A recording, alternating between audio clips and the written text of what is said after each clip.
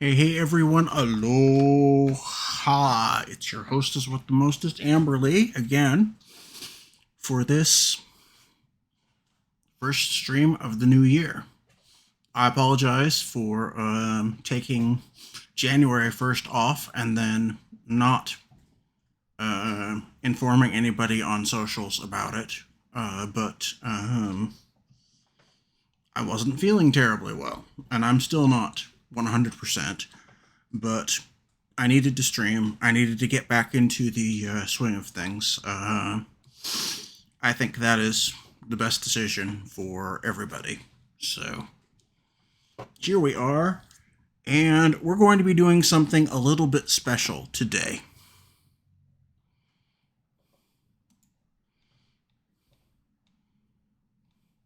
All right, that is awesome.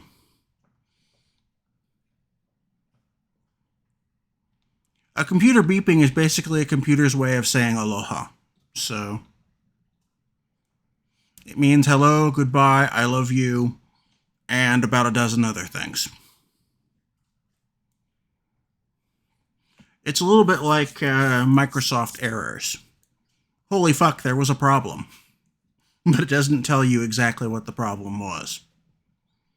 It's versatile, like aloha.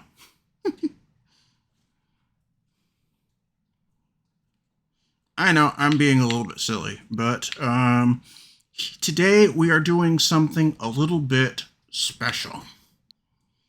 Animal Crossing is a persistent game. It is a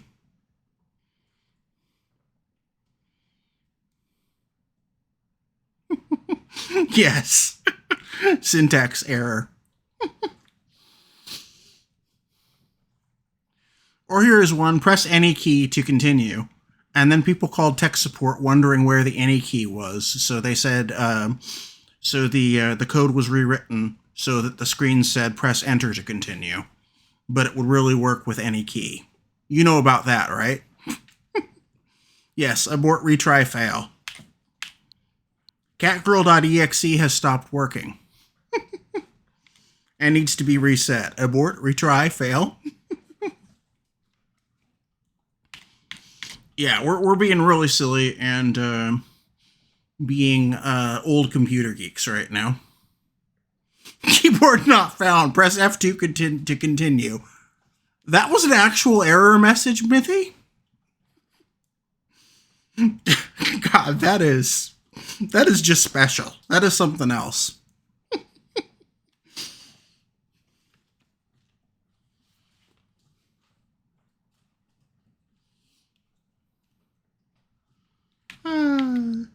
But anyway, Animal Crossing New Horizons.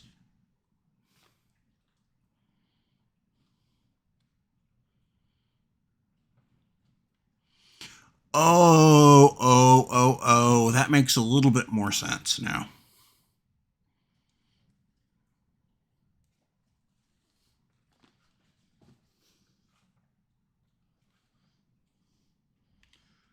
So, a little bit of an explanation about the Animal Crossing series. From the original game, Animal Crossing has been a real-time, persistent experience based on the date and time in your Nintendo Switch. So how do I go back to December 31st to experience the New Year's Eve party? Well, I just set the console clock back to then, and the game will think that it is December 31st, 2023. At whatever time that I set it to. Now, this has some potential problems. You can screw things up by setting the clock back and trying to play, or forward for that matter, and trying to play Animal Crossing. There are some weird things that happen sometimes because of the way the code is written, and you can screw up your save by time traveling in Animal Crossing if you do certain things. You can also potentially cheat at the game. There are some exploits that involve time traveling, but I basically only time travel to go to events that I miss either because I am sick or because I am having a bad mental health day or whatever. And time traveling to these events is sort of like an accommodation for disability and not being able to play the game at that particular time. And also because Animal Crossing events are time sensitive. Because you can only do certain things at certain times. Like, for example, the New Year's Eve party is only on December 31st and only from 11 p.m. to just a little bit after midnight. So it is very time sensitive, and if you have better things to do, like sleeping, or if you are sick and don't want to be playing on your Switch, then time travel is the only way to experience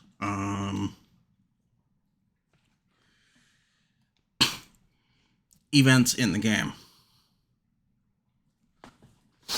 Or if there is something you need to do on a particular day, like certain animals only visit your island on certain days of the week, like Mabel, like the merchants.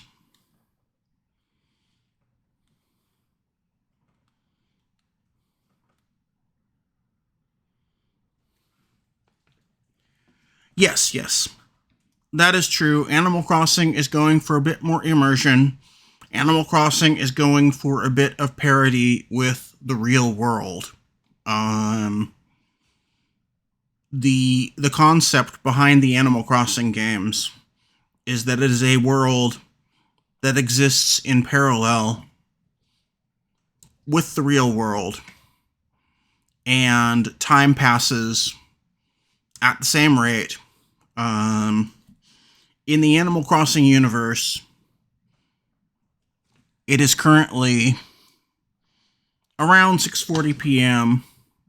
on January 8th, 2024. Just like it is here for me in the Pacific time zone in the US. But you can monkey with the clock like I am going to do right now. Let me, just for the sake of transparency, I'm doing this on stream so everybody knows what the fuck I'm doing. Go into system. Now that I'm showing you how to time travel, I am going to trust that my audience is not going to use time travel for nefarious purposes and to do exploits. Time traveling itself is not considered an exploit, but some of the things you can do while you are time traveled is not intended by the developers. The developers do not consider time traveling in and of itself to be an exploit, but there are some things that you can do that are unethical. I'll use one of my buzzwords there. There are some things that some people would consider cheating while you are time traveling. I have rules that I follow when I am time traveling because ethics is about having rules and having boundaries and about following them.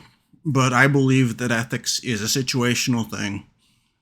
So their rules can be modified for different situations. There's a term that I like, casuistry. Casuistry is basically situational ethics. The term casuistry was invented by a Catholic theologian way back in the early days of Christianity, and it is a word that I like. Basically, it is taking your moral code and then grafting that real moral code onto the real world and taking into account the particulars of the situation at hand.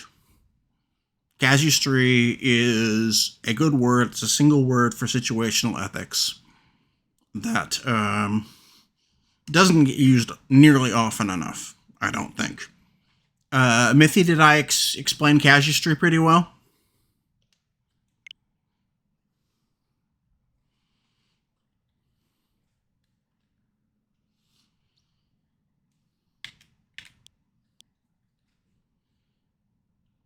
Casuistry is sort of a term of art in philosophy and theology that has been in use for quite a long time. So what you do is you go into your date and time settings. Your switch usually synchronizes the clock with the internet unless you were in airplane mode. What you want to do is you want to turn that off. It doesn't matter what your time zone is. I have it set to Los Angeles, Vancouver, because that is the time zone that I live in, being in the Pacific Northwest. Los Angeles is just south of me, and Vancouver is just north of me. So I am somewhere in that in-between area, in between Vancouver, Canada, and Los Angeles, California. So, you go to the date and time. I set the clock back to 12/31 of 2023. And I need to set the time here. Let's set it to 10:50 because the time starts at 11. Because the party starts at 11.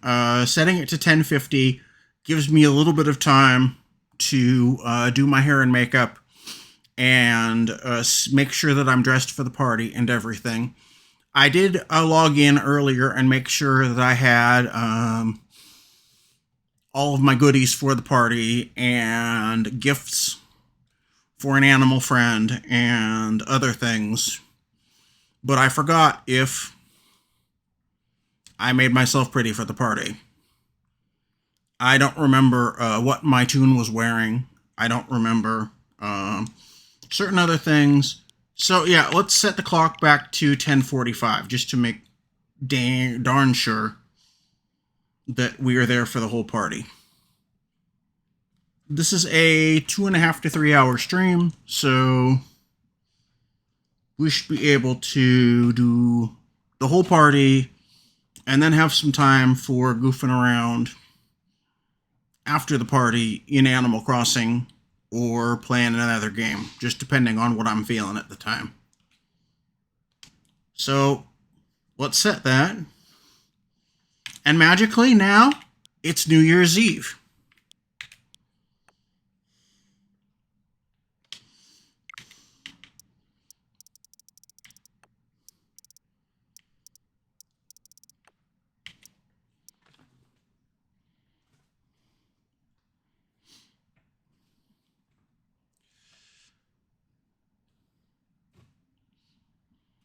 Yes. Tune is another word for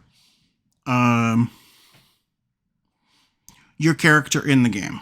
And you call the character you primarily use your main. Tune is short for cartoon. It is your cartoon self. It is your avatar in the game. So let us go to Animal Crossing. And then when we first log in, we are going to get the speech from Isabelle. So I will let Isabelle talk. When you start the game, you are given the daily announcements. Sort of like, remember back in school, Mithy, when the first bell rings and you get into class and you have the morning announcements. Isabel basically does that for this game.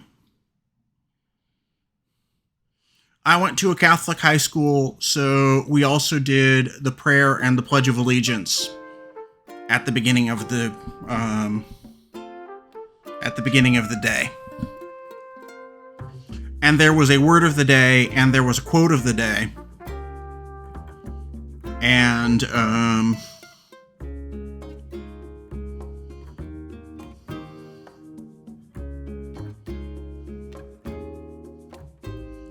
so the day started with the morning announcements, and you had a short class called homeroom at the beginning of the day. So Isabel basically does that. Did that happen at your school, Mithy? You probably didn't have a prayer because you went to a public school, but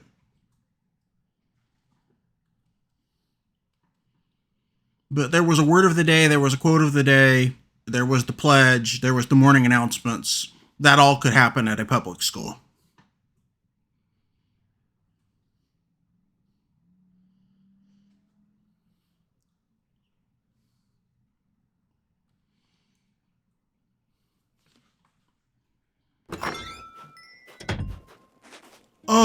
Okay. Okay, it looks like Isabel already did the announcement. Because of some of the weirdness of time travel, the game thinks that I already signed in for today. So we are not getting the morning announcement from Isabel. But it is 10:48 time.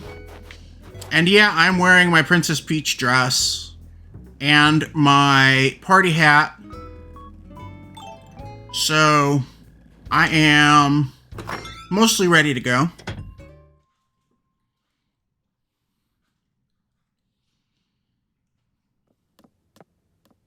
So moment of silent thought is still, I think that moments of silence are still legal and constitutional in government-run things, while prayers are not. The Supreme Court has kind of gone back and forth on that, so I think that currently a moment of silence is constitutional for a government actor to tell you to do. And the word God in the Pledge of Allegiance is ceremony deism. Is called, quote, ceremonial deism in the legal parlance, and that is generally viewed as being constitutional, even though it is like pseudo-religious. There is a, quote, ceremonial deism type of basically what ceremonial deism is that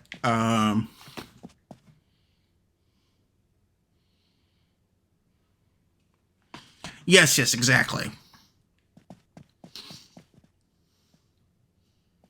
Yes, a moment of silent reflection is legal as long as you don't tell people what to reflect upon.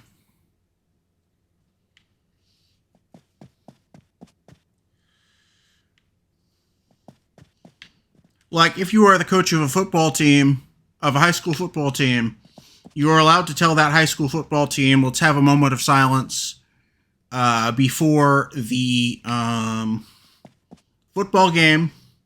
But what would get you into trouble is if you prayed or if you instructed one of your players to lead a prayer at the beginning of the football game. I think that is not allowed. Just an example of like extracurricular activities in a school. So this is my house. I still have some Christmas decorations up. I am not fully satisfied with my house or with my island. It's a work in progress. I just started playing Animal Crossing New Horizons not too long ago. And so my island does not look the way that I want it yet. But this is my house, and it's got the Nook wallpaper. I've got some stuff This is my mantis shrimp. Mantis shrimp are the fucking coolest animal in the entire ocean. They are my absolute favorite sea critter because they have the best eyes in the world. Their eyes can see infrared. Their eyes can recognize more colors than human eyes. I think that they have like 15 different cones, whereas we have only 3. And cones are the things in your eye that see color. And mantis shrimp just have really incredible eyesight, basically because a little bit of science for you, a science minute, but our human brains act sort of like Photoshop with the images that come from our eyes.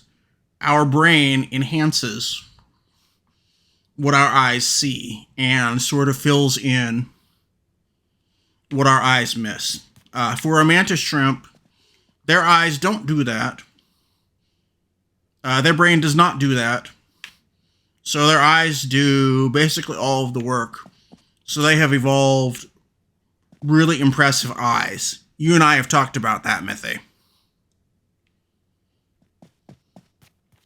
Basically, mantis shrimp have really cool eyes because their brain, the visual cortex of their brain doesn't do nearly as much as a human's does. So let's go back to my bedroom. And another thing about mantis shrimp, they can punch, and their punches have, they can punch at faster than sound at supersonic speeds. And what that does is it creates a cavitation bubble that will basically stun or kill anything that is anywhere near them and the water.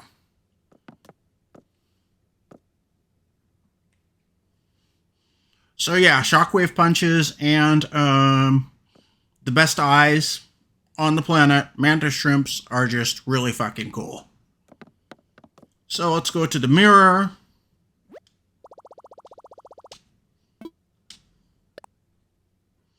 This is how you can change your appearance in the game. So let's go to hairstyle. Yeah, I like this hairstyle. This hairstyle looks good with the hat.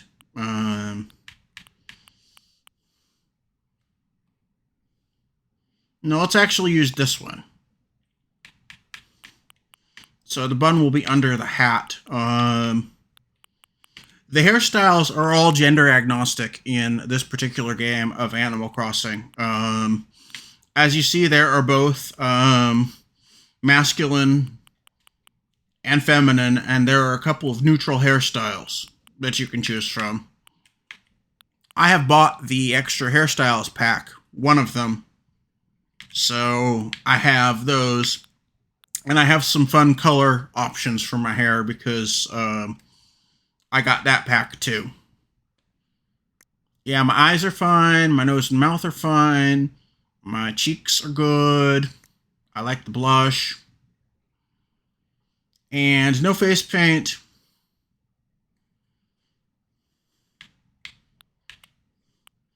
And instead of asking for your gender, it just shows 2 pictures of different people, one who looks masculine, one who looks feminine.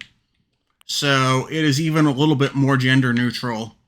Animal Crossing is trying to be a little bit less gendered, and I am really digging that. That is progressive, especially for a Japanese company.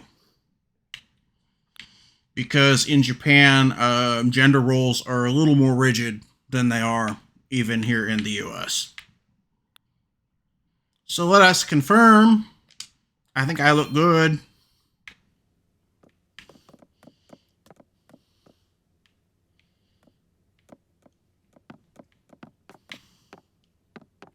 And on my wall, that is a picture of my favorite squirrel, Filbert. Filbert has just moved into the island.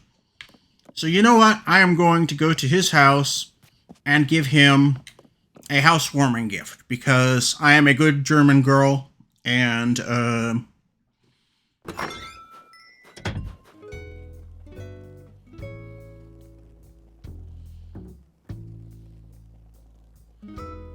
yes, Splatoon 3 has gone to Styles. That is something else that I had noticed. But I don't play Splatoon 3. So here we go. Here is Filbert's house. It is really close to mine. And because I am a good German girl, I am going to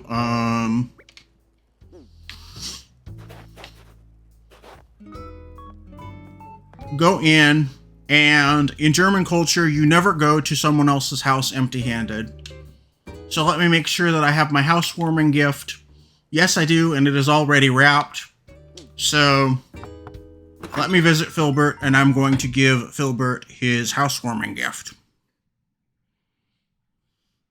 You would do this anytime that you go to someone's house. In Germany, you would bring a gift with you.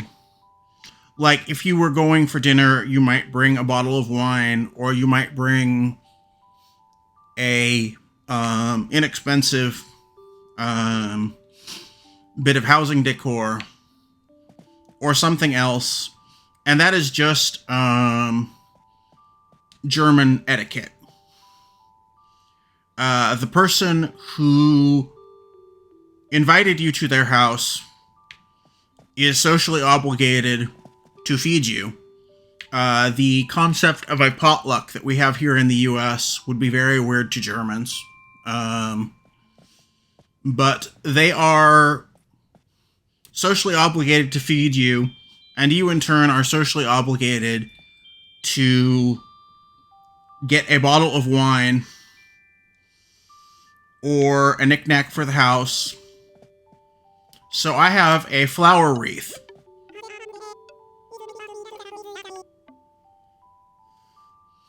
So yeah, this is my favorite squirrel, Filbert. He is a character that I met in the Animal Crossing Pocket Camp game. And he is my favorite squirrel. He is the only squirrel with the lazy personality type in the Animal Crossing games. So, he is, I think that lazy is a bad word to use for the personality type. He is laid back, he is hang loose. He is like a lot of the guys that I knew in Hawaii. So he has an island attitude. He is very suited for being on my island, which I named Narnia because I am a C.S. Lewis fan. So I will be working on bringing my friends from Pocket Camp over to my island of New Horizons, and because it's called Narnia, I'm going to need an Aslan. So one of them is going to be a lion. Yes, he is chill, as the kids would say. And,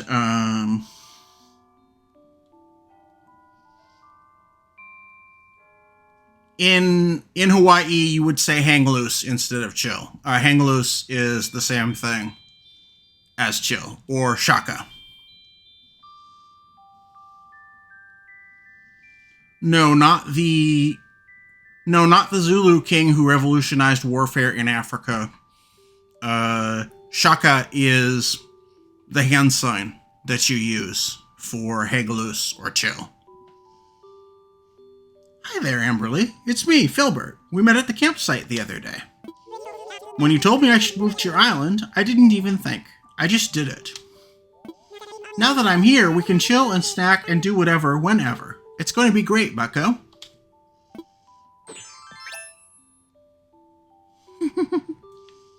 Looks like he's dressed for the event now. Tonight's the New Year's countdown in the plaza. I can't wait to say hi to the New Year with everybody. So he's even dressed up for the event. That is so cool. Is it just me, or do you look a bit taller, Amberlee? Oh, the hat. You're excited for the new year too, huh? I'm gonna wear my hat too. It's even a pink hat just like mine. Ta-da! I'm ready. Now we just gotta wait for the countdown. Amberlee, that hat looks really great on you. How's mine look? What are you gonna do in the new year, Amberlee? He's not letting me give him his housewarming gift. I will save it for him and give it to him later. Less than an hour left until the new year gets here. I can almost smell it. So yeah, let's go to the party. I can give him his New Year's gift at the party. And his furniture is freaking awesome. A lot of this stuff is stuff that is uncraftable, stuff that you cannot acquire yourself in the game. So this is Filbert's signature. Stuff like the rocket, there is no way to get that rocket in-game, for example. I think that his wallpaper is exclusive to his house and to the photo studio as well, and you can't use it for your house. And the toy box is exclusive to Filbert, too. This is his furniture.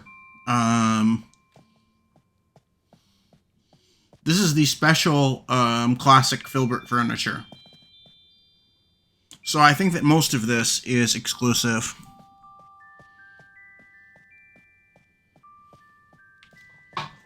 Yeah, that is possible. Hopefully I can give him the traditional items.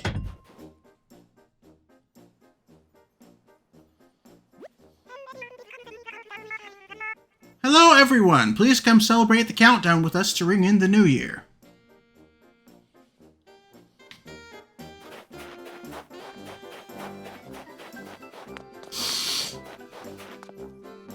So here I am at the party. Filbert is not here yet, but there's one of my friends. Muffy is here. All's well that ends well, as they say. I don't want to end 2023 with any regrets, so I'm partying all night. So it looks like she's going to wander around a little bit. But it is good to see her. She is also one of my friends on the island. I have actually unlocked the friendship achievement for her, so...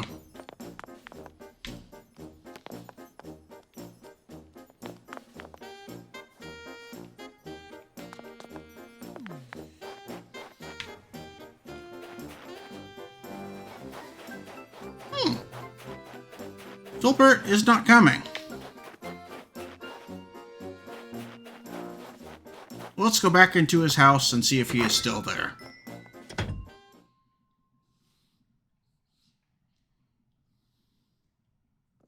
Yes, Filbert is still in his house. The countdown only happens once a year, Amberlee. Are you ready to party?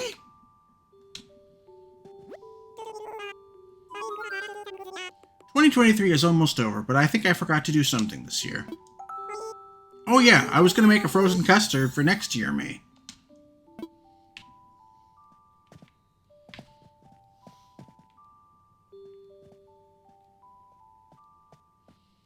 You know what I think it is? I think he is stuck in his dialogues for the New Year's event. So I do not think that it will give me the option to give him gifts, unfortunately.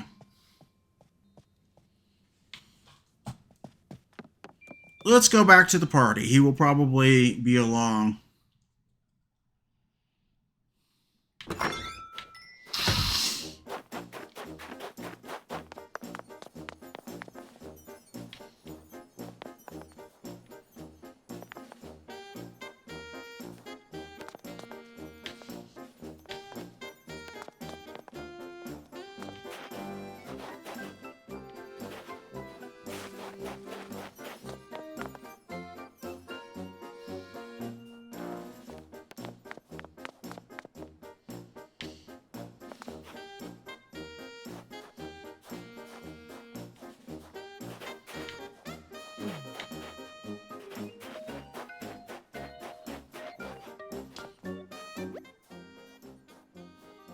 Able Sister. Shop hours 9 a.m. to 9 p.m.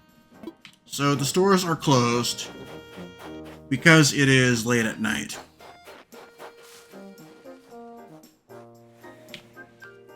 Let's see if Isabel or Tom have something to say.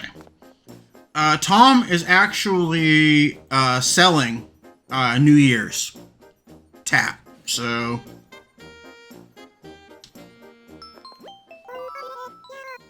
oh, Amberlee, you're here. I wasn't sure we'd see you since it's getting so late. But there's not enough time left in the year to worry about silly things like that. We should use the remaining minutes to mentally prepare ourselves for the year to come. Oh, that's right. One more thing. I got you a present to help celebrate.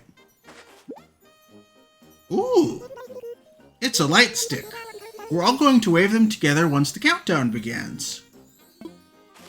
Ooh, as a former raver, I am very familiar with glow sticks.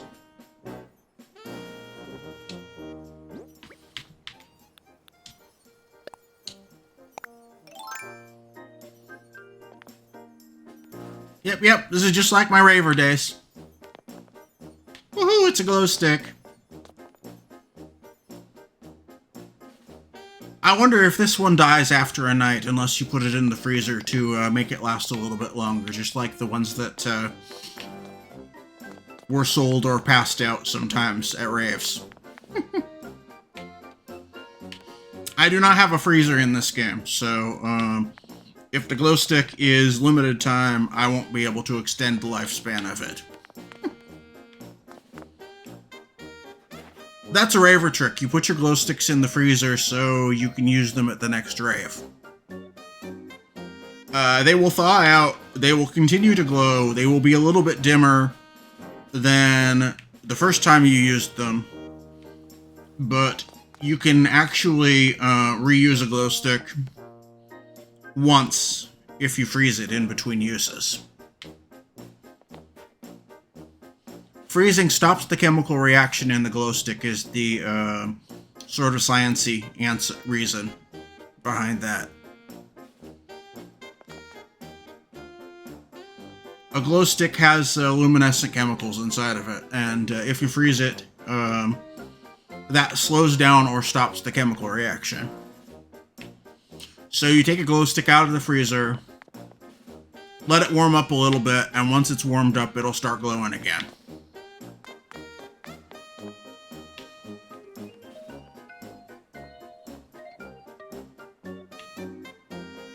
A little 90s raver trick for you that you might not know.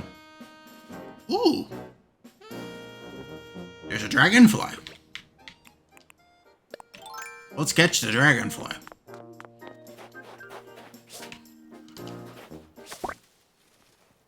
Woohoo! I caught a damselfly. Now it's a damselfly in distress. The puns in this game. Uh-oh, my net broke. Tools will break after a certain number of uses, so, let me go back to my house and get another net. You need a net for protection, just in case there's like a, poisonous spider or something.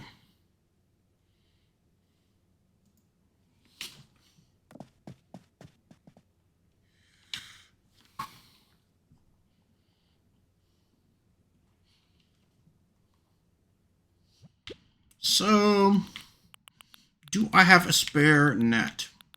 Yes, I do.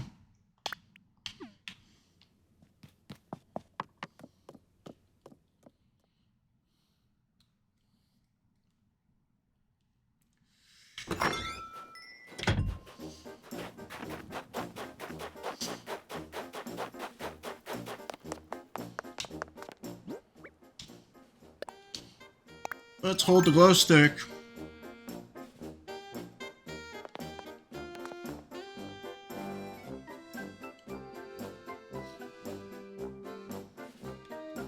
So yeah, let's talk about the topic that I have been talking about for the past couple of streams. And that is my coming out story. So, where we left off was I was failing college, and I had switched my major to travel industry management and philosophy dual major, so that I could use those philosophy credits, but at the same time, I would have a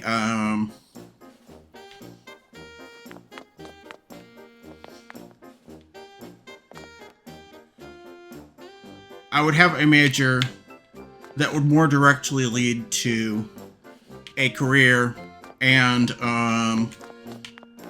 I was going to take that internship with Disney. So, but because of Mom's health, because of the stress of coming out, and for other reasons, I did not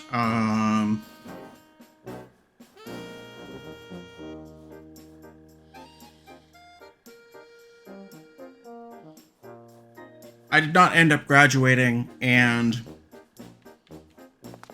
I dropped out.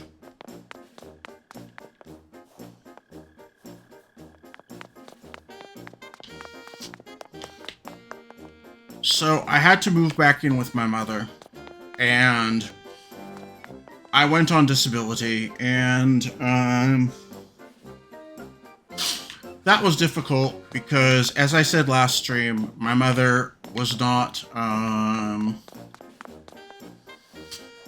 very accepting of trans people and transgender identity, and the topic was taboo, and it was very stressful for me living with my mother. Hello, Elmer. This is another one of my neighbors, Elmer. Tonight, the New Year's countdown in the plaza. I can't wait to say hi to the New Year with everybody.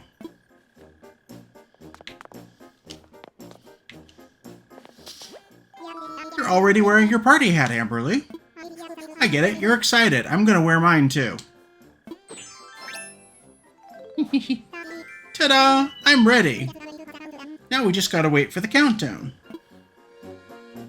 Ah, his is purple too. As you notice, Tom is selling different colors. It just seems that both of the animals I've talked to who put theirs on happen to be purple as well.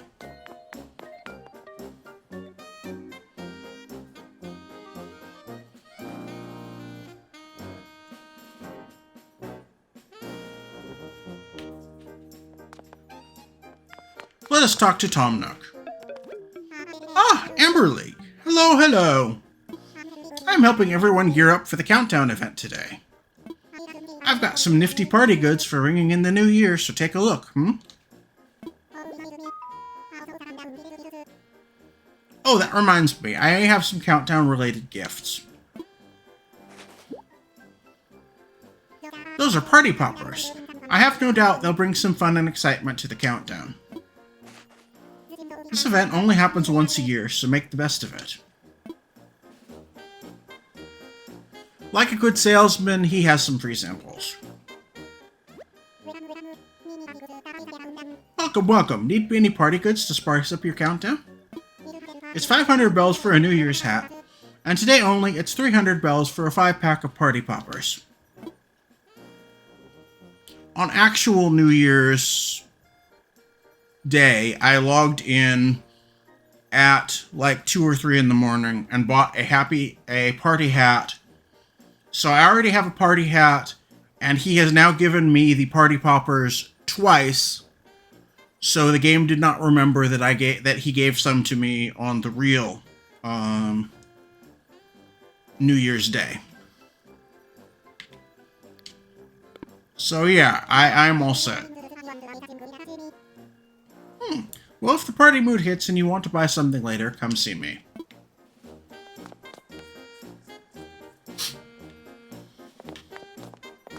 So he is here to sell stuff.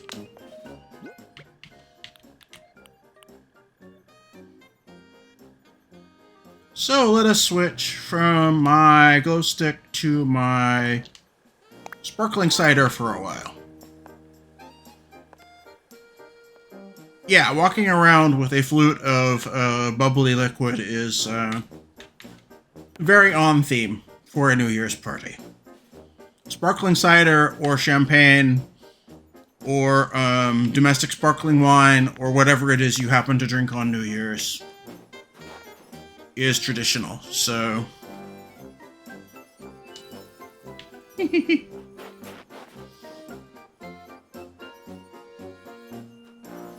you press A, you toast with it.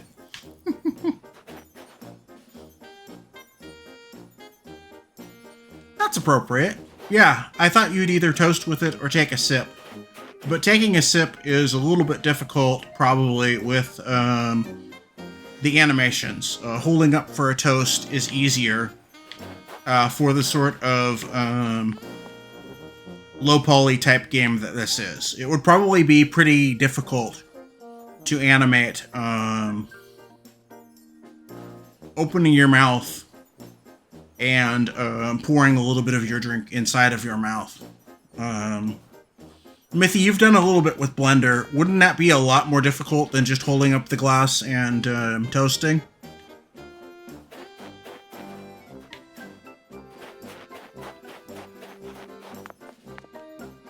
That seems a lot more complicated.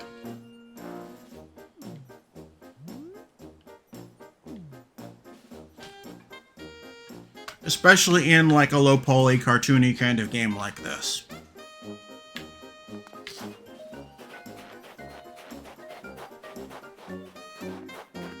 Let us check up on Filbert again.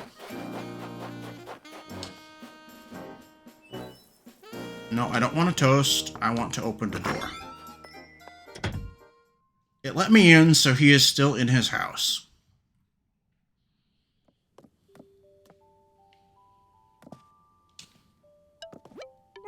What are you going to do in the new year, Amberlee?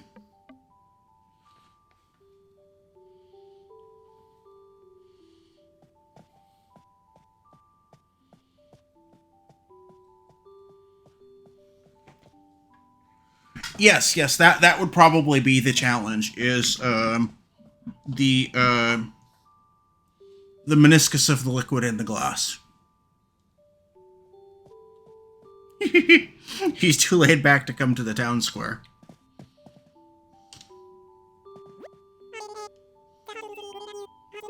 Amberlee, that hat looks real great on you. How's mine look? Present. No, I don't want to open. I want to give it to the squirrel. 2023 is almost over. But I think I forgot to do something this year. Oh yeah, I was going to make some lemon sorbet for next year, me.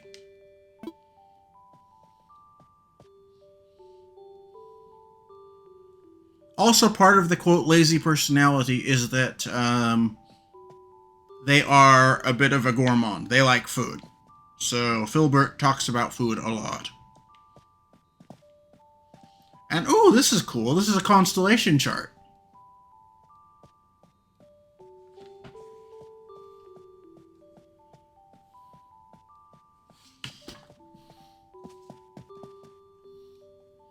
Yes, he does, but no baking yet. It was a custard and a sorbet.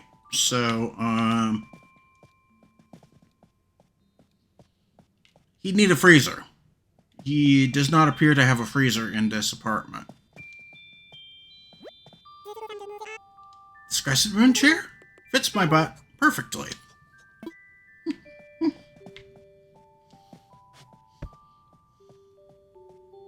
So this is a chair. It's like a beanbag chair. Okay, I'm gonna get up.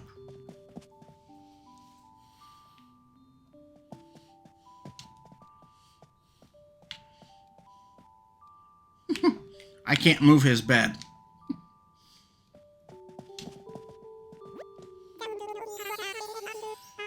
The countdown only happens once a year, Amberlee. You ready to party? It doesn't look like you're ready to party, Filbert. You're cooping yourself up in your apartment. You're cooping yourself up in your house. Come on, come with me, silly squirrel.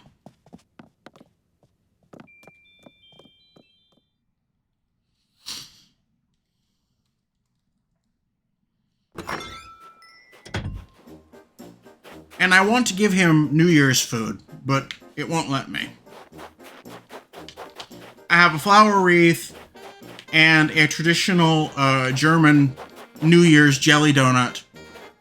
And I also have some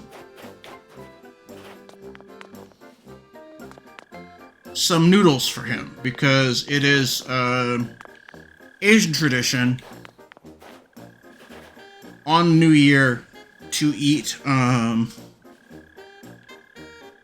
noodles. It is supposed to give you a long life. So there is nothing happening here right now, so I'm going to walk along the beach and see if I can find a message in a bottle. And the message in the bottle will have a DIY recipe in it.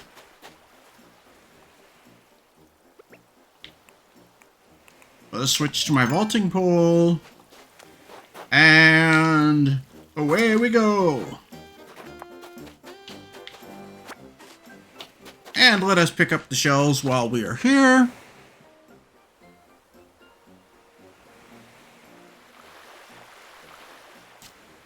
Okay, thanks for the tip, Mithy. I may have to give Filbert his New Year's goodies later then.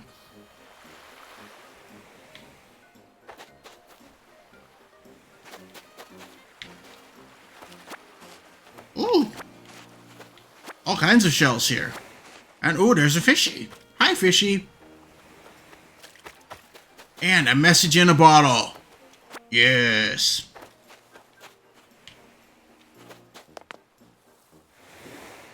The game probably forgot that I already picked up the message in the bottle for December 31st. Let's see what's in it. Dear Muscular Stranger, the other day I was coming up with a new strength routine when a great DIY idea hit me instead. I got super psyched about it, and I had to share it with someone. I really super hope you use it. Secret Mega Builder Rudy. I got a DIY recipe. Okay, let us learn the tulip crown. Woohoo! So that is how you get crafting recipes. And the crafting recipes go to your Nook phone.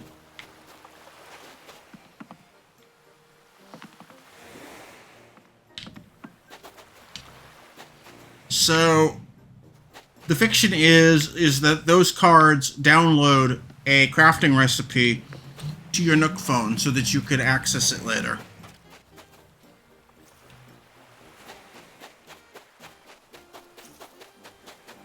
So I have found a recipe, so I don't need to walk along the beach anymore.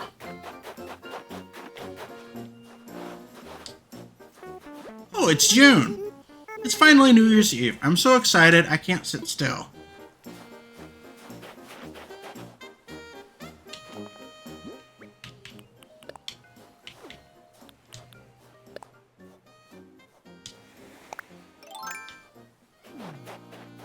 Let's hold the sparkling cider.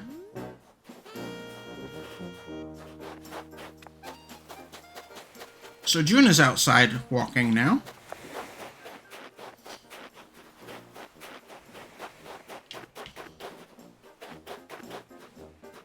And the shiny thing here, this is... Well, I will show you what this is. If you dig up the shiny in the ground, it will give you a bag with 1,000 bells.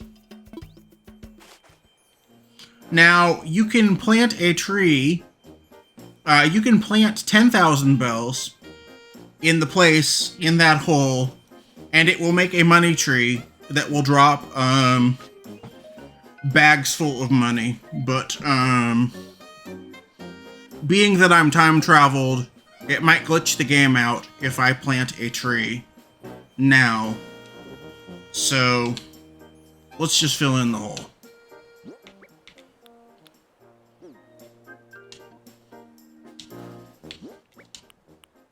And I will take those 1,000 bells.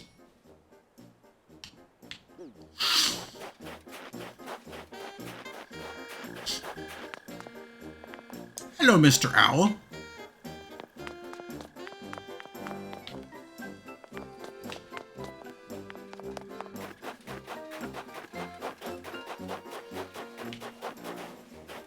And here's one of my other neighbors. This is Teddy. Yo, Amberlee. Long time no see. Groof. You're looking strong. You been working out? What a coincidence. So have I.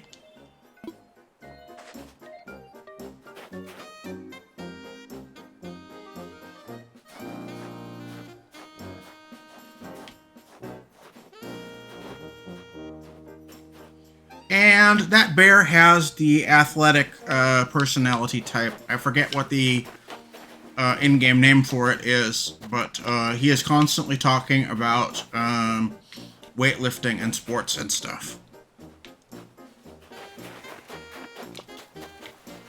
Okay.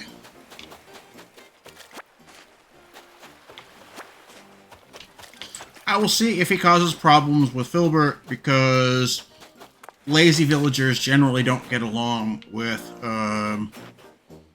sporty villagers, athletic villagers. So we shall see what happens.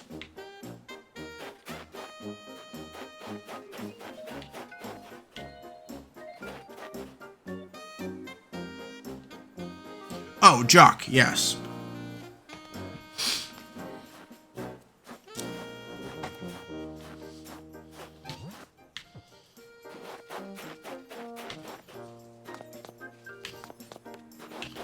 So yeah, he is wearing his formals. He is ready for the party.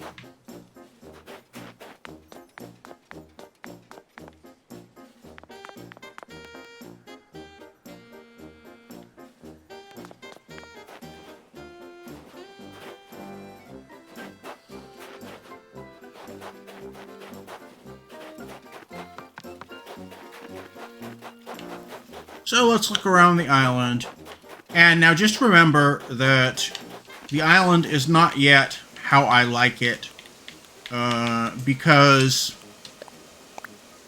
I haven't been working on it for a long time, and for part of that time, I have been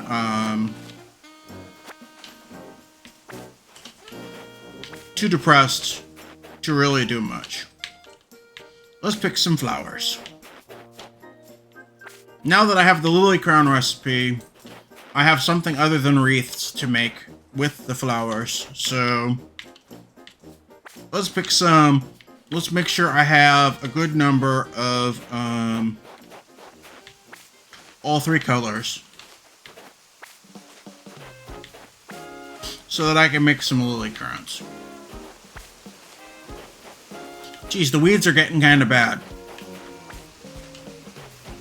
I need to come here and pick weeds sometime later when I am not on stream. So up I go. Let's grab more flowers.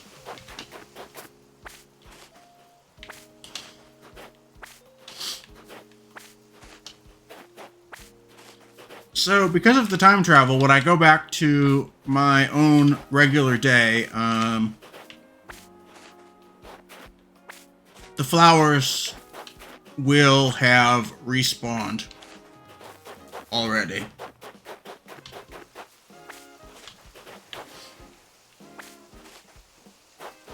Because this is a little over a week ago that I am at in the game right now.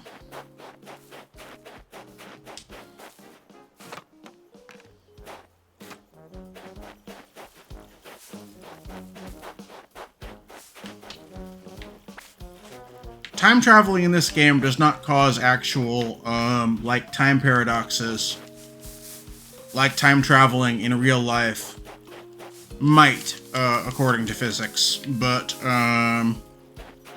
you still sometimes get into weird situations if you time travel. Uh-oh! Ah! Stupid wasps. I got stung by wasps on New Year's Eve. Yeah, this is a case of fuck around and find out. I should have probably left the bushes, the trees alone. Thank goodness I have some medicine. Okay, I am good as new. I'm going to take the wasp nest because the wasp nest is part of a recipe for wasp medicine. So I can make some more medicine to replace the one that I just used. Let's pick some flowers.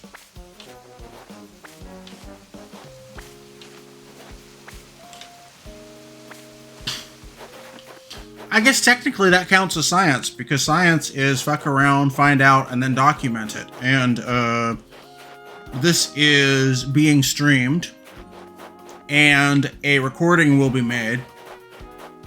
So yeah, technically I am documenting this.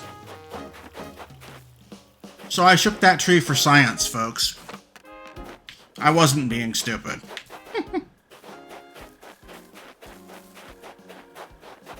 But yeah, sometimes goodies come out of the tree, like the tree branches, or these decorated trees will drop Christmas ornaments that are ingredients for holiday recipes. And sometimes trees could drop furniture items. So trees are sort of like a piñata, except sometimes the piñata is filled with fucking wasps. So you take your chances when you shake the trees. But it is a good idea to shake the trees if you are out gathering.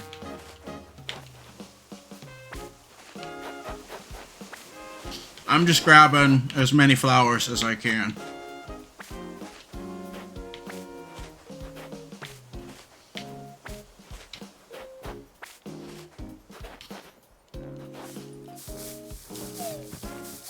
Like, there we go, there's some ornaments.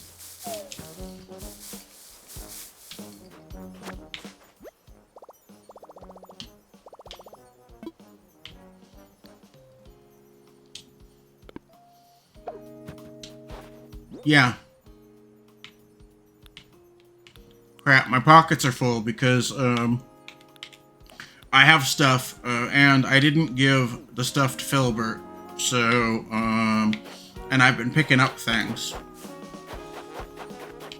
So let's go back to my house and empty my pockets some. And I have the pocket upgrades. I already have the largest inventory that the game will let me have. But there is so much stuff in here. I've got furnishing items. I've got New Year's celebration items. Let's go back here. And there's the bridge.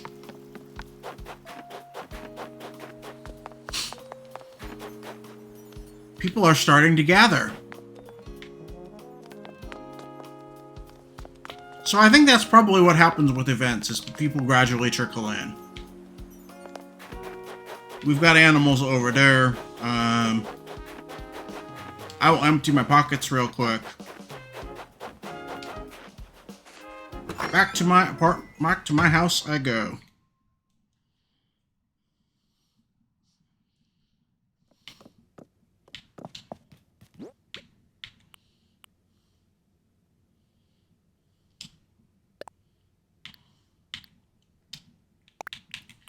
So let's put one Berliner and one New Year's noodles into storage, and I will remember to give those to Filbert later.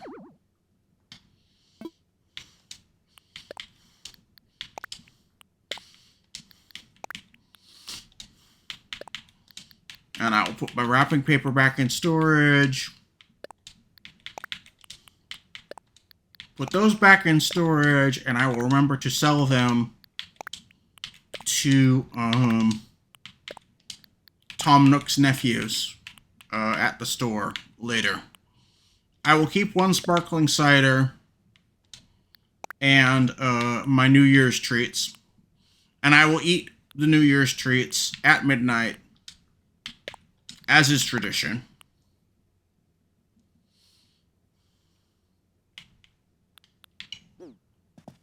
So let me show you how crafting works.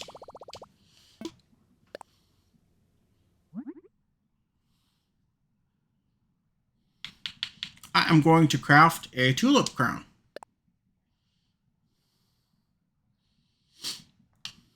Oh, those aren't tulips, those are lilies.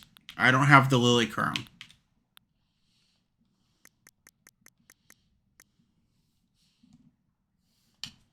Yeah, I guess I can only make lily wreaths. So let's put the flowers that I gathered in storage. I should have read a little bit more closely. So, wrong kind of flower.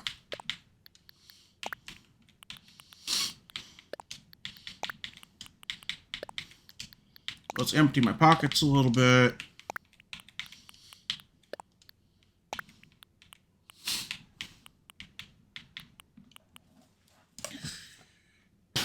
Yeah, I still want to keep that one present in my pocket, so.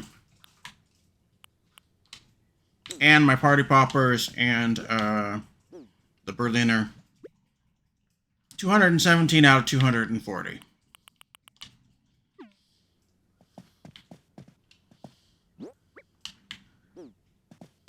So let us go back out.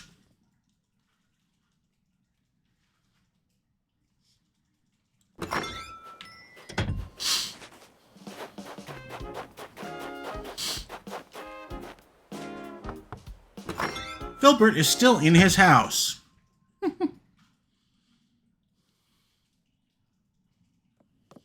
Squirrel, we need to go to the party. Man, just wearing this hat gets me all excited and ready to party. Then why aren't you leaving your house? Looks like we're ready now that we have our party hats on. Here it goes.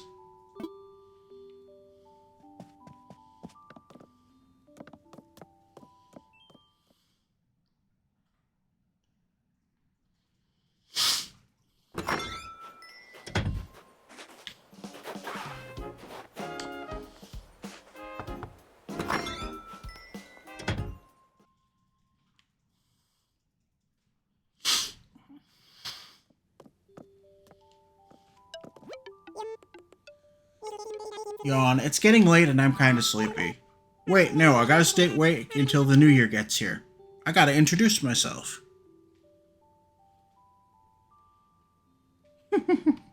True. Only a few minutes left in 2023. What should my New Year's resolution be? Man, just wearing this hat gets me all excited and ready to party. There are lots of dialogue options. It's already 11:40. This year was real fun. Let's have even more fun next year. And next year is just a few minutes from now. Yawn. It's getting late and I'm kinda sleepy. Wait, no. I gotta stay awake until the new year gets here. I gotta introduce myself. Okay, that's the first time that it's repeated, so... Yeah, there's a lot of dialogue. Huh? Do you want to play with my modeling clay? Yeah, go right ahead. I love having someone to talk about this stuff. No one else really gets it, you know?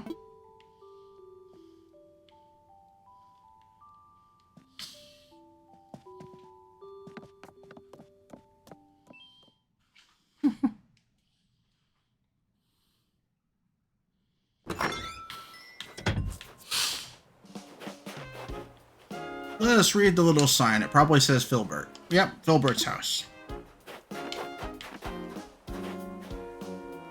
I got to place Filbert's house, so I made sure that it was really close to mine.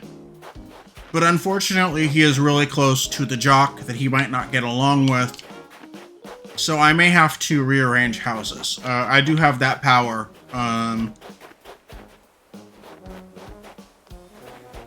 In this game, so... Ooh, more people have arrived. Hello, Piggy. Hey, Peggy. Tonight's the countdown. It's the last party of the year. Let's all go all out. You look like you're ready with your hat and all, Amberlee. Ringing in the new year in style gets me so excited, sweetie.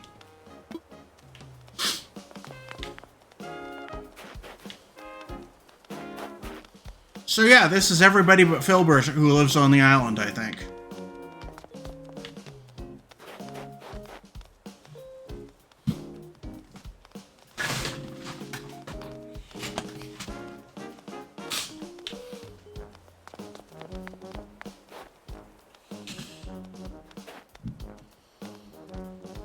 So I hope that I am making watching a clock tick down interesting.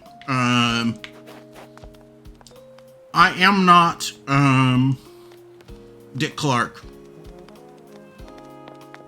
but I do want to make a enjoyable New Year's Eve.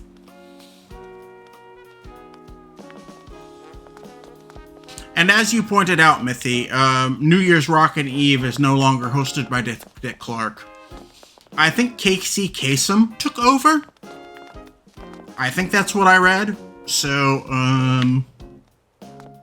yeah, I am not Dick Clark, and I am not Casey Kasem, but hopefully this New Year's Eve party is enjoyable for you folks.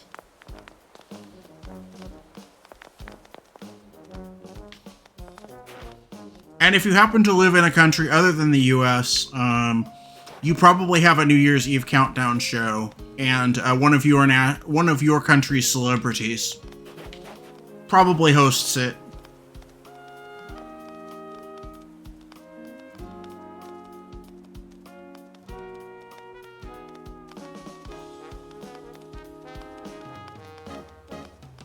Yeah, it is Casey Kasem. Okay. Yeah, I thought so.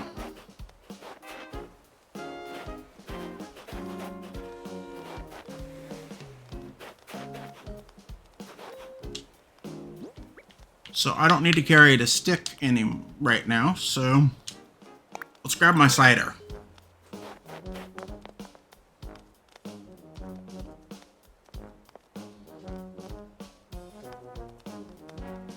So yeah, I think I look sophisticated wearing a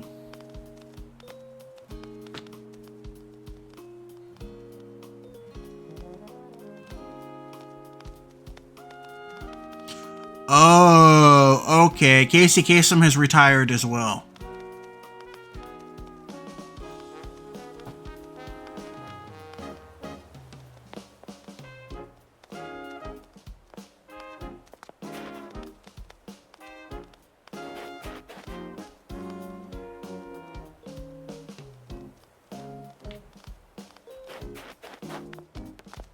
Oh, Casey Kasem has passed on then. Okay. Took me a second to figure out what you were saying there.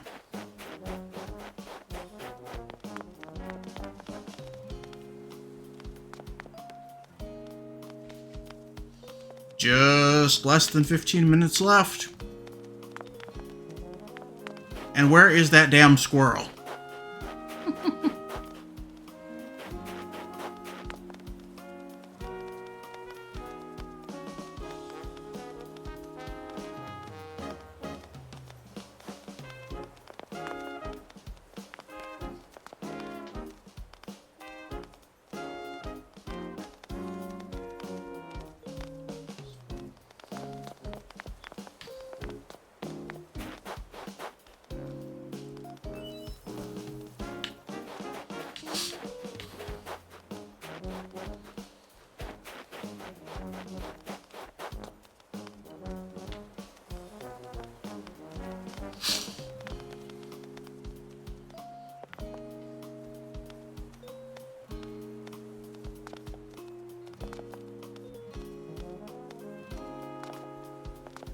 Oh, somebody else is missing.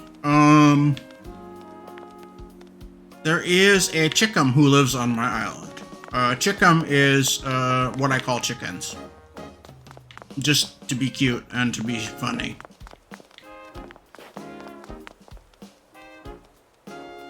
So let us check on Mr. Chickum and see what he is doing. This Chickum speaks multiple European languages. So, he is a sophisticated Chickum.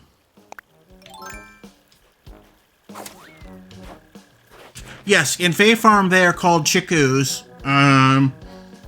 I call my chickus chickums just for funny.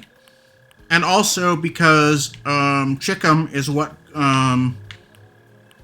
my VTuber mentor Surus calls his chickens. He has a chicken coop and some chickens in his backyard, and he calls his chickens his chickums.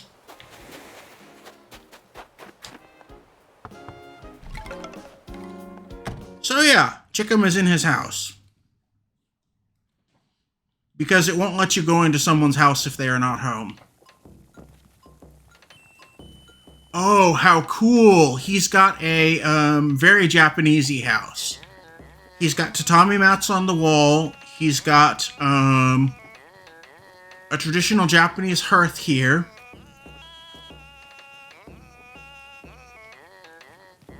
He's got a wall scroll. He's got a very Japanese bed.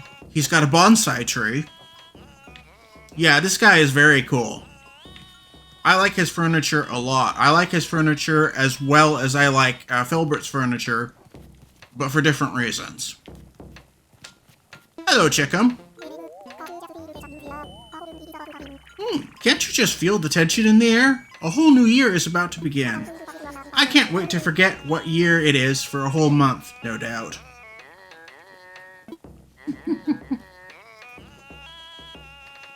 And he has also got Daisho here. That is very cool. Daisho is the Japanese name for a pair of swords. The traditional Japanese samurai swords. The katana and the wakizashi.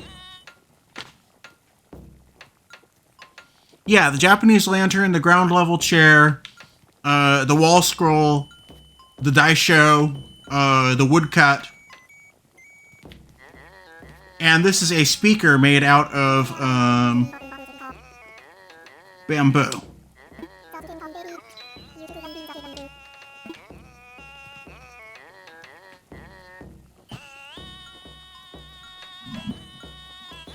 Now I want a pair of Daisho for my house because I really like swords.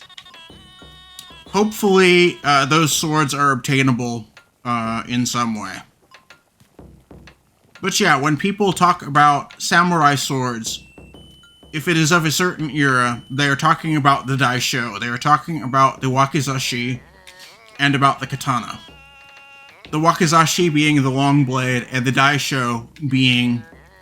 and the katana being the long blade, and the wakizashi being the short bow, the short sword.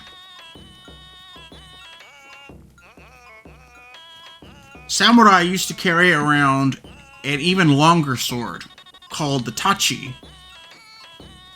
But as time went on, the tachi was replaced by the katana.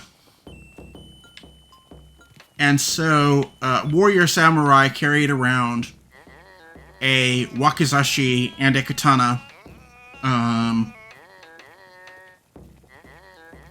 But samurai who were not warriors would carry around just the wakizashi as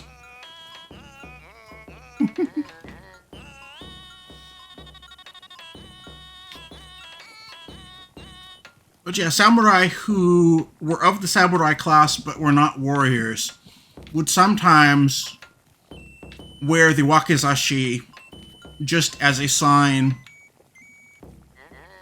of their being members of the elite Japanese upper class, the samurai.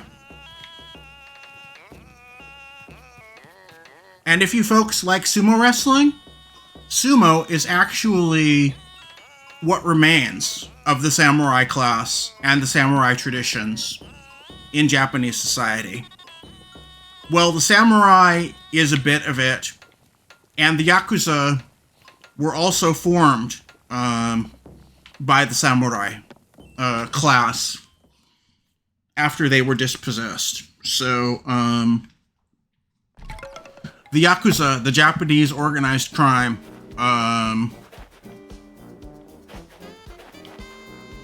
is based on Bushido and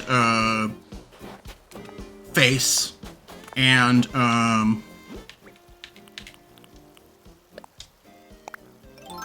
the values of the old samurai class, if nothing else. And a lot of the Yakuza members are descendants of noble samurai families.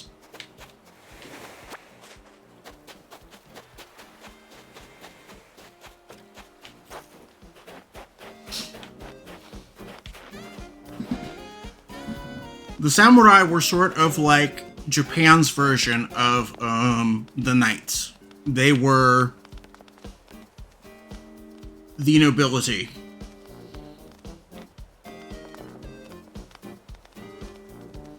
In their society.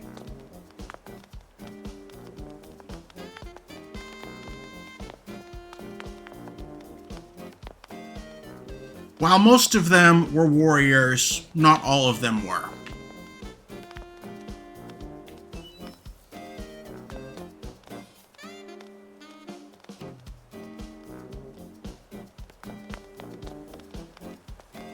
But the samurai class has been pretty much dismantled in modern culture, and like I said, it only really exists in the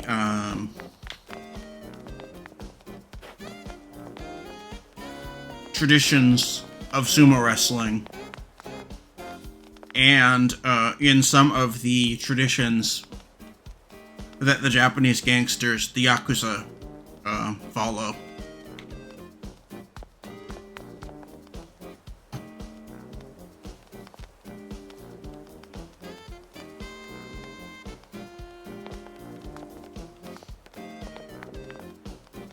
The Meiji period started the dismantling of the samurai class, and now in modern times, basically, there are no samurai unless you count the sumo wrestlers, who are not hereditary samurai, but they sort of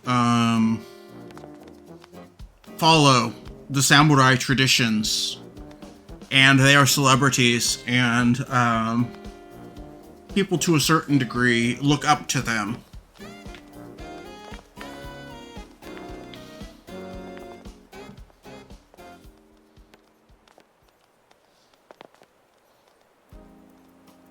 So the only nobility left in Japan is the emperor and the emperor's family, basically.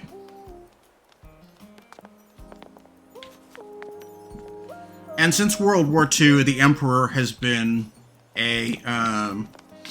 really a figurehead.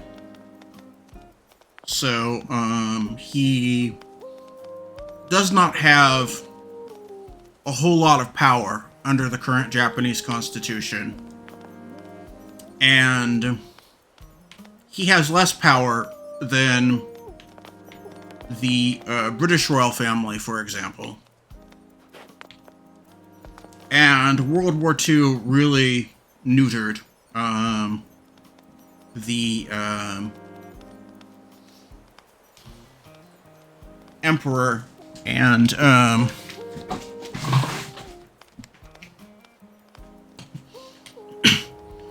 the emperor's family.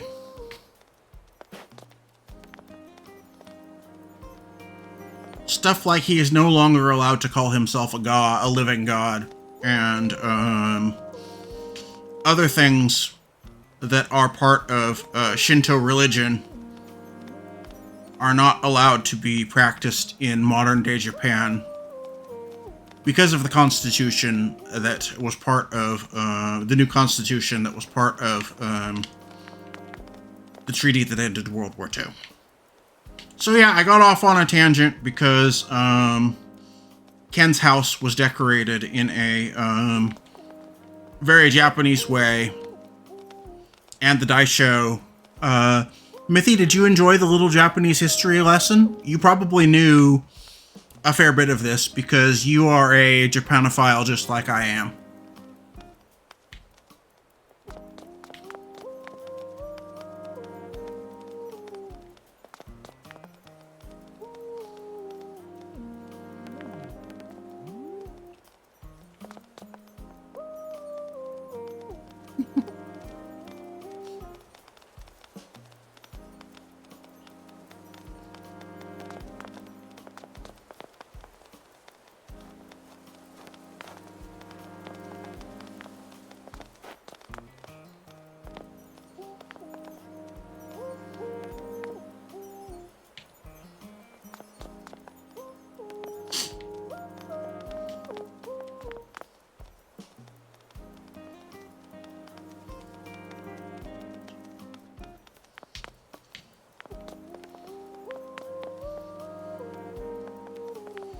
Yeah, Filbert and Ken are still in their houses.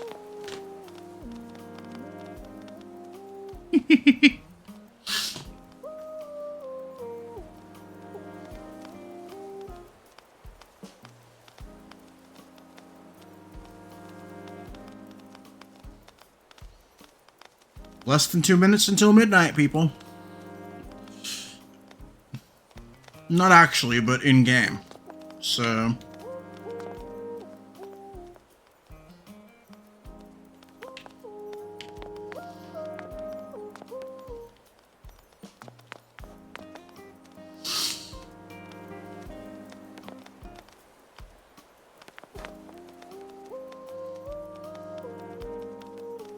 looks like everybody else has their glow sticks out.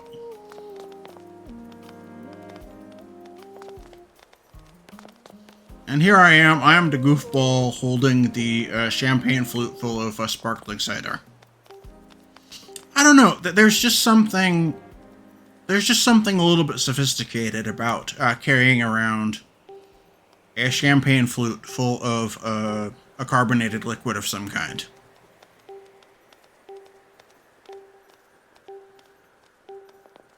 I don't know what it is, but there's definitely something a little bit sophisticated about walking around a party and drinking out of a champagne flute.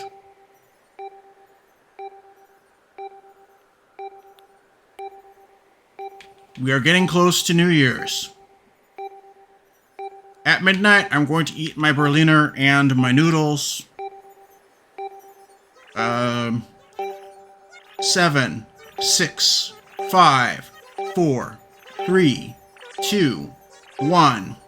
Happy New Year!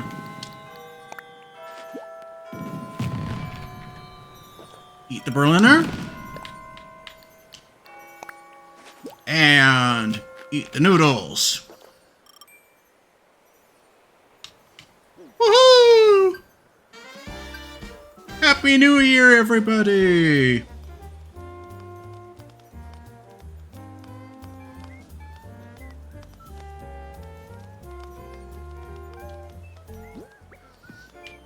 So, to honor Asian as well as German tradition, I have eaten those things. And fireworks have gone off. And I just got an achievement.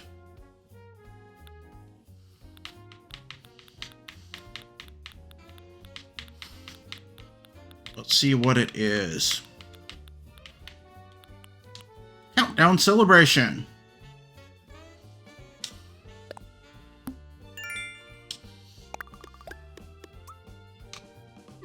I got 1,000 Nook Miles. Nook Miles are achievement points that you can redeem for special goodies. Yay! Happy New Year! Should old acquaintance be forgot and never brought to mind? Should old acquaintance be forgot and days of old lang syne? For old lang syne, my dear, for old lang syne. Sorry, folks, I didn't warm up, but,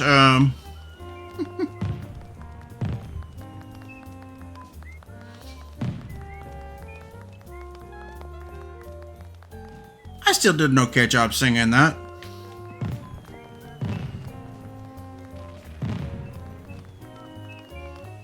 Auld Lang Syne is a bit of a tradition in the English-speaking world. So I combined some German tradition with some Japanese tradition with some UK tradition there. Yay, thumbs up. Yeah, the words to that song is a poem by Robert Burns, who is like the poet laureate of Scotland. And the words I was singing are a little bit different than the words you're probably used to, because those are the Scots-English dialect words of the song. You noticed they were a little bit different, didn't you, Mithe?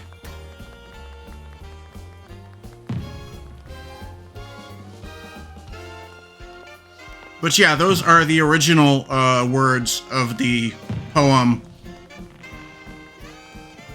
They have been rendered into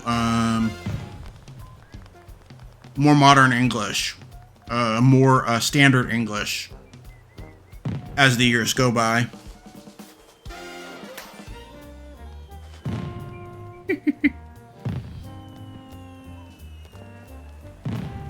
Oh, you don't? Okay.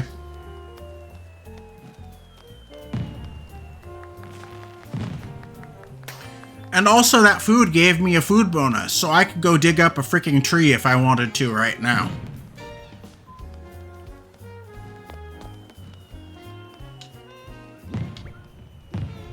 In fact, that's a cool thing in the game, so let me show you. I'm gonna dig up a whole fucking tree.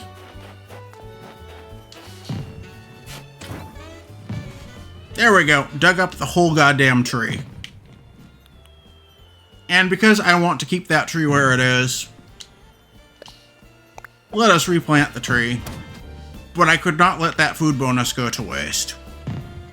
That's cool, isn't it, Mithy?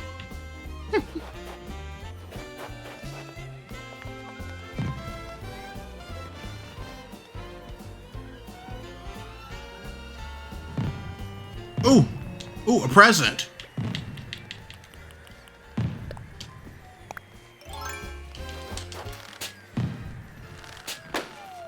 And I shot down the present. Woohoo! Yeah, presents float around the island on balloons, and you use your slingshot to shoot them down. So let's see what my present on New Year's is. A fringe skirt. Ooh, that's cool. Yeah, the present in the balloon presents can be just about anything. And balloon presents come by at random intervals, and it just so happened that RNG caused a balloon present to fly right over the New Year's celebration at just after midnight. So that was pretty darn convenient.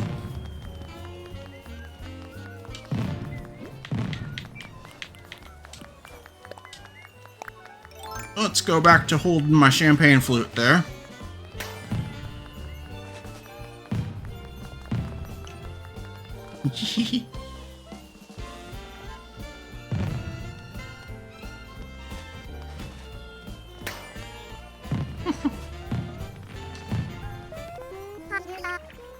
Happy New Year! We got a whole new year ahead of us, so let's get hyped, Nightshade.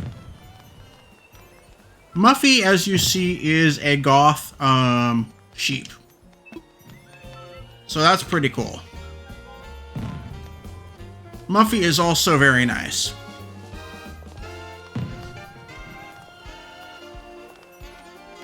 Everybody's singing, everybody's having a good time. Let's check on the squirrel.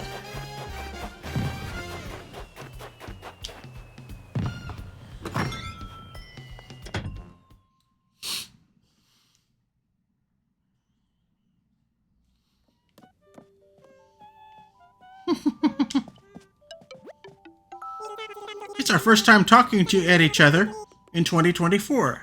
That's real neat. Oh shoot, I meant to say Happy New Year, Amberlee. And then I say Bucko too, because I like you. Aw.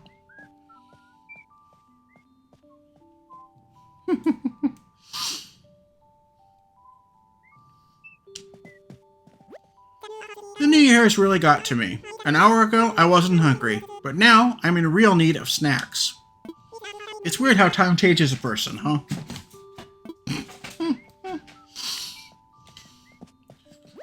Amberlee, it's 2024. Let's party.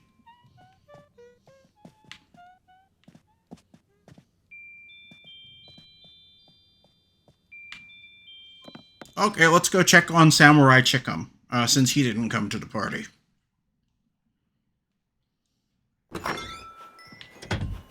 Okay, I am off to Ken's house. The fireworks are still going on. Let's cut to Ken. This is sort of like in New Year's Rockin' Eve, when they cut to the different countries celebrating. That's kind of what I'm doing with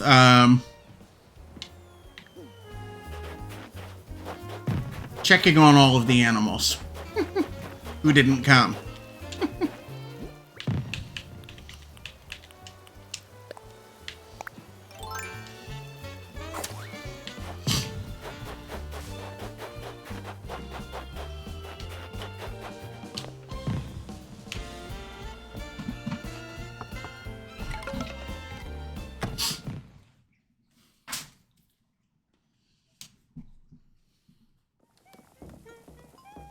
Yeah, if there is a way in the game for me to get swords for my house, I will definitely do that. And if it is a pair of Daisho, those are some of my favorite swords. So... Hello, Ken. Happy New Year! I feel like this is going to be a big one. The year it finally happens. The year I get my own cooking show. Split Pea Soup Warriors, featuring Ken.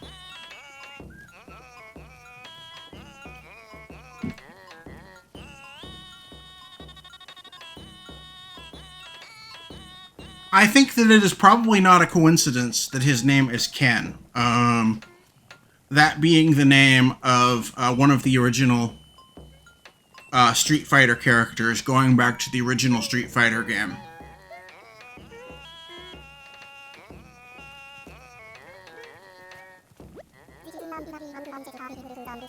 It's the year I finally come out of my shell and start being true to the real Ken. Haha. You can't tell whether or not I'm joking, can you?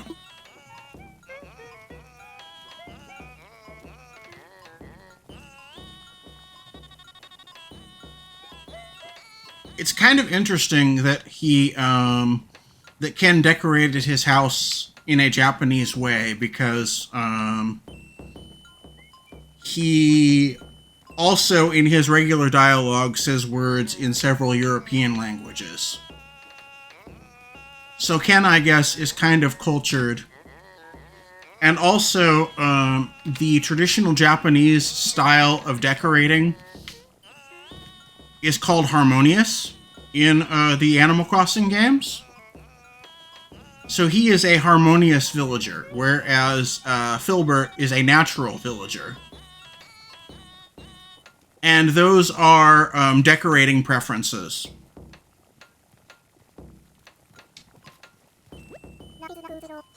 Life is like coleslaw. The more you practice, the better it gets. And let me tell you, 2024 is going to be the year of coleslaw.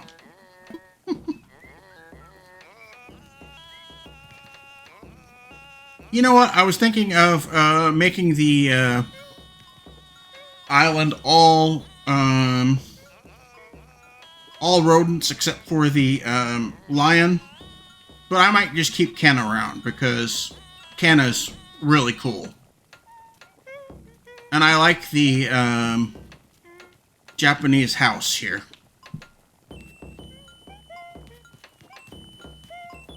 He has very nice things.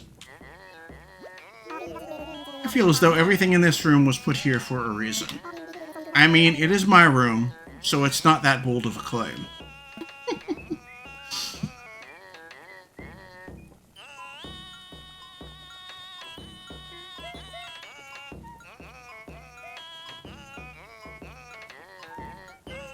Feng Shui.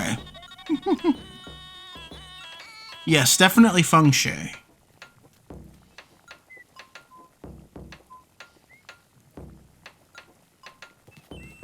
Oh, okay, yeah, Gulliver shows up at random times, on the beach. So you have to keep a lookout, and you have to search the beach. And he just shows up.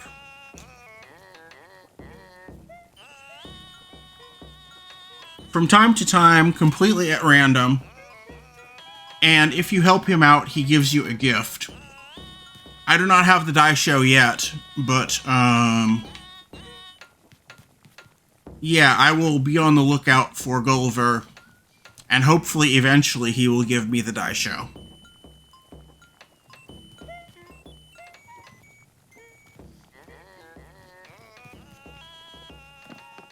Thank you for looking that up, Mythy.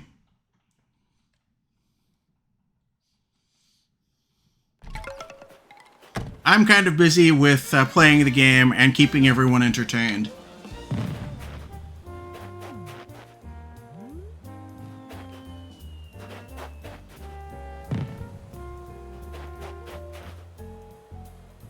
And also, the map of the island does not have a compass rose, so I do not know which way is north.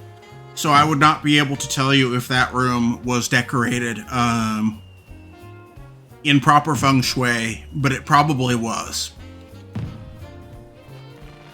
Just knowing Nintendo, they really care about details like that.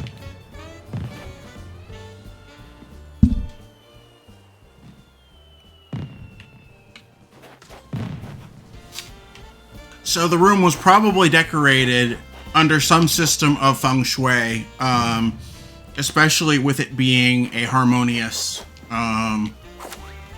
style house.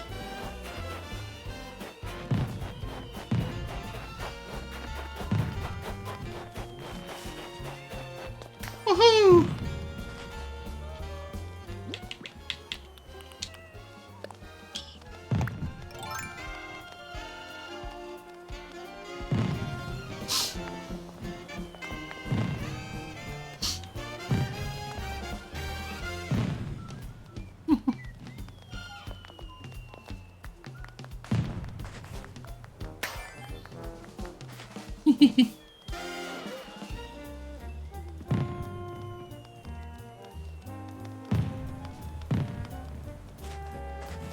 Okay, thank you.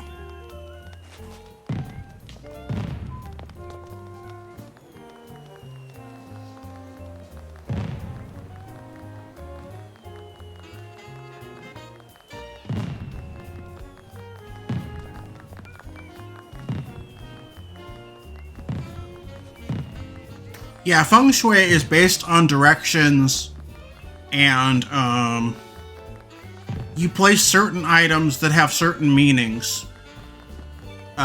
in the various spaces, and you decorate according to feng shui. And there are also other philosophical principles of feng shui that have nothing to do with decorating. But most people know feng shui as a way of decorating one's living space, one's office, or etc.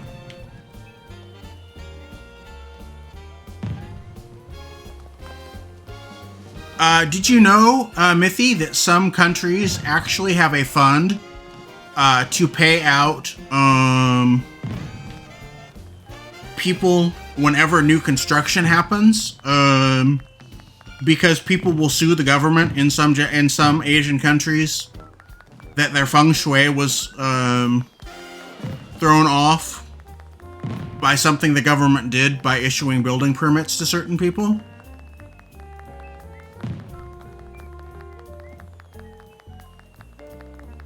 They're not saying that it interfered with their view. They are saying that it interfered with their flow of qi.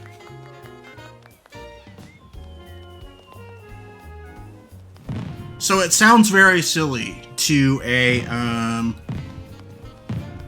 Western person, but it is a very serious matter in some countries, like China and I think Hong Kong, Macau.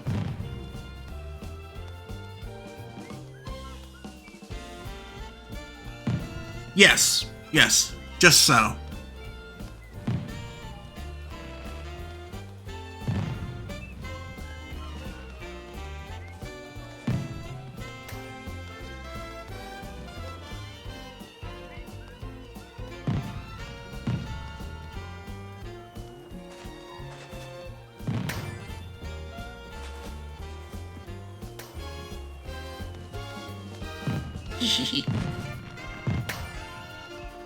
You know what I'm gonna do? I'm gonna see Filbert. I'm gonna take a picture with Filbert on New Year's. So that I have one.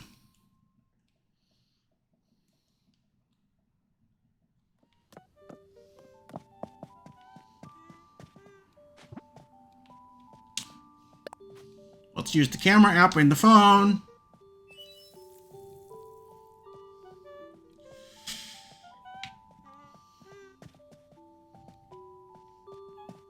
Squirrel, face the camera.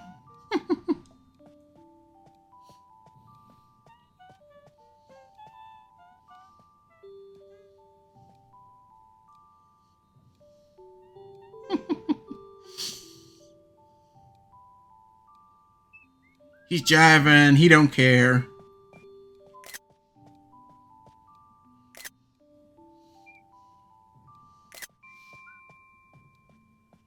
This is the camera app in the Nook phone. So it is as you see, it is a enhanced way to take screenshots.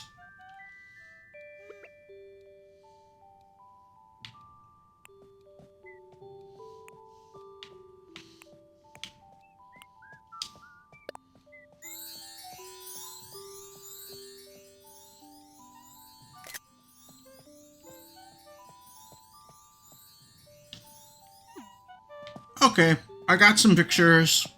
Now I'm going to go back to the party, take a couple more pictures.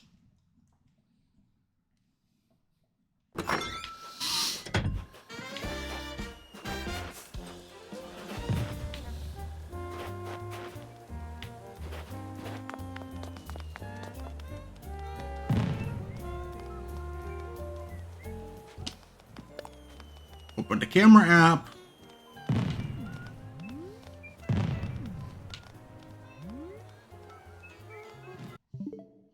Uh-oh, pressed the wrong button. That was not the take photo, that was the go back to the main menu button.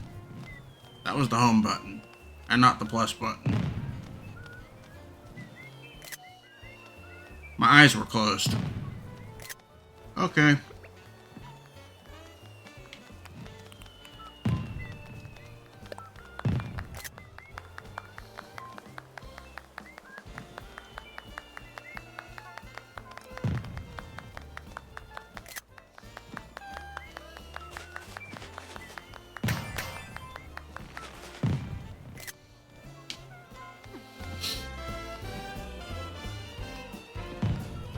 Okay, now I've got some screenshots on my Switch of New Year's, so I can have them.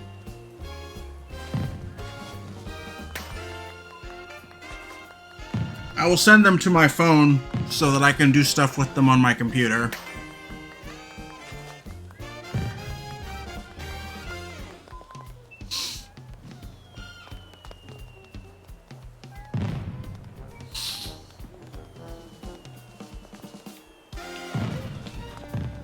It's a shame I can't give Filbert his New Year's food. He sounded like he was hungry.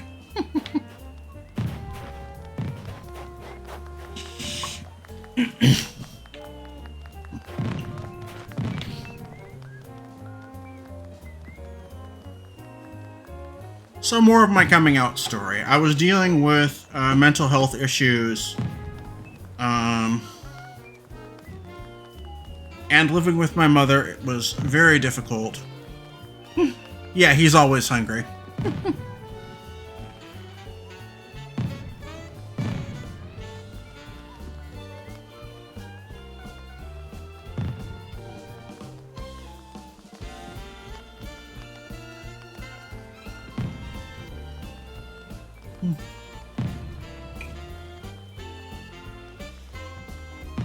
So yeah, I was seeing counselors about my issues, and it was very difficult and was not helpful to my mental health that I was living with my mother, and she was very transphobic and very anti-trans.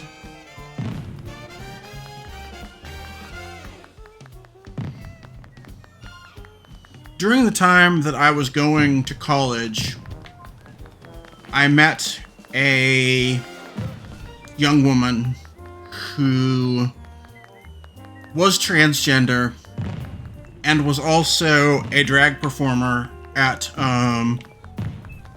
a gay bar in Honolulu called Venus, that unfortunately, like the Ava bar, also no longer exists. But yeah, Jocelyn worked at Venus.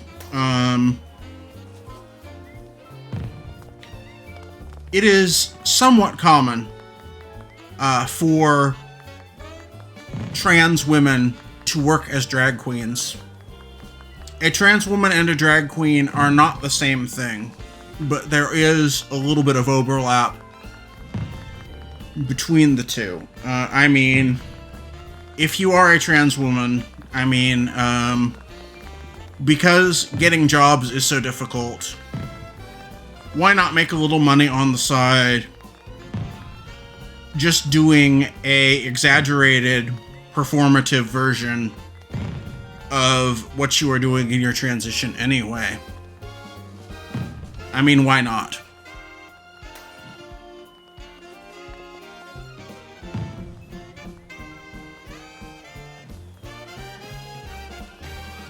So that is why I named my character in Fire Emblem Warriors 3 Hopes, Jocelyn. Now, unfortunately, it is a very sad story, but my first mentor, Jocelyn, her boyfriend, when he found out that she was transgender, he canceled her subscription to Breathing. So,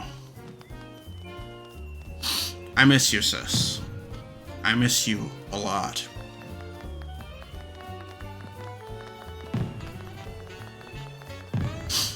The story I heard is that he was a U.S. Marine, and for some reason he had his service pistol on him, and they were at a hotel room. They were about to do the nasty. He pulled down her pants, took off her panties, found something he did not like because she had not had her operation, and he decided to take her life. Violence against trans people and hate crimes against trans people are a very real thing. And I will talk a little bit more about this story on the next Transgender Day of Remembrance. But just for now, I think that's about all that I want to say about my big sis Jocelyn. Rest in peace, sis.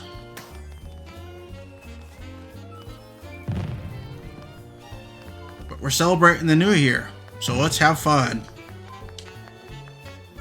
Woohoo!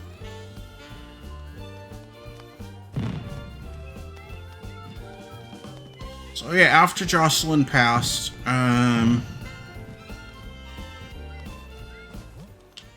it was very difficult. I still had some support from my former fraternity brothers,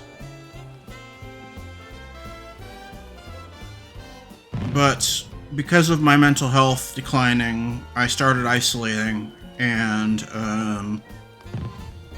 it was very difficult. And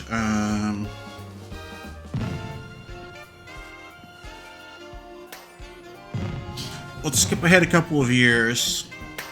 In 2007, I moved to back to the Pacific Northwest, and I have been there ever since. And it did me good to finally stop living with my mother. And then in 2009, I decided that I was going to start living my truth. And so I hopped back out of the closet for the second time, and I actually legally changed my name, and I started to gender transition. So I started living in role as a woman. I started dressing in more feminine ways. I started expressing myself.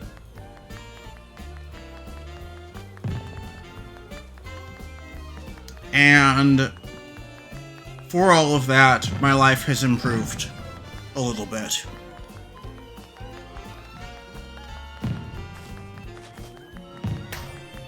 I honestly don't think I'd be here if I hadn't have gender transitioned when I did.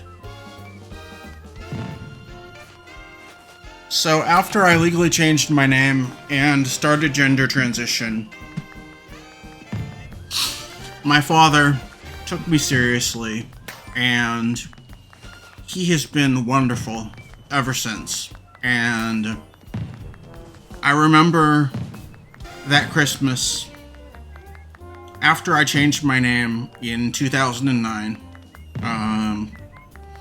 I went to the courthouse and got my name changed in December, just a little bit before Christmas. I remember that my Christmas stocking had a tag sewn on it with my new legal name, and my dead name had been covered up by the patch. And also, at family Christmas that year, my father introduced me around to everyone. Everyone, be they family or be they business associates of my father, as his daughter. And that felt amazing.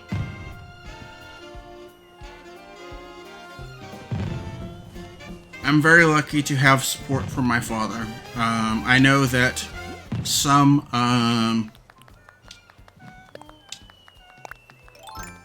trans people do not have support of either of their parents, and they lose all of their friends. And being transgender is a very isolating, and coming out and transitioning can be a very isolating experience for some people. So, if anyone who is watching this is planning on coming out as anything, as any sort, as any flavor of queer, or as trans, or transitioning, or anything related to that, I strongly suggest that you find a group of friends that is very open-minded and very accepting before you do anything.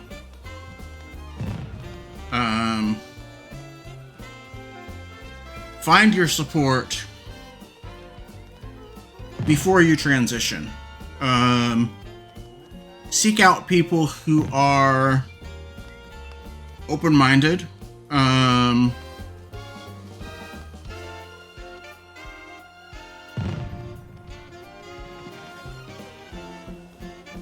You are more likely to find open-minded people, I have found, in queer spaces, in politically left-leaning spaces. I hate to get political, but unfortunately, queer rights is a political issue.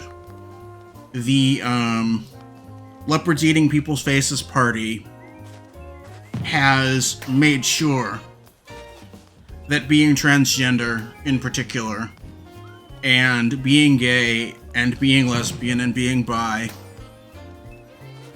are political issues. They do that for various reasons that I'm not going to get into right now. But suffice to say, I have found that you find more accepting people on the political left. And you are also more likely to find accepting people who are atheists. But I have talked to trans people who have found great acceptance in their community of faith as well. But atheists, because they are outsiders, just tend to be more accepting in general.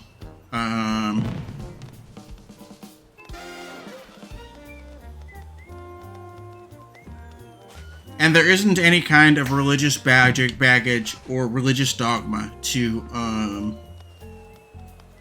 shape their opinions. And someone who is an atheist, who came about atheism by critical thinking, is more likely to have the sort of critical thinking skills that they need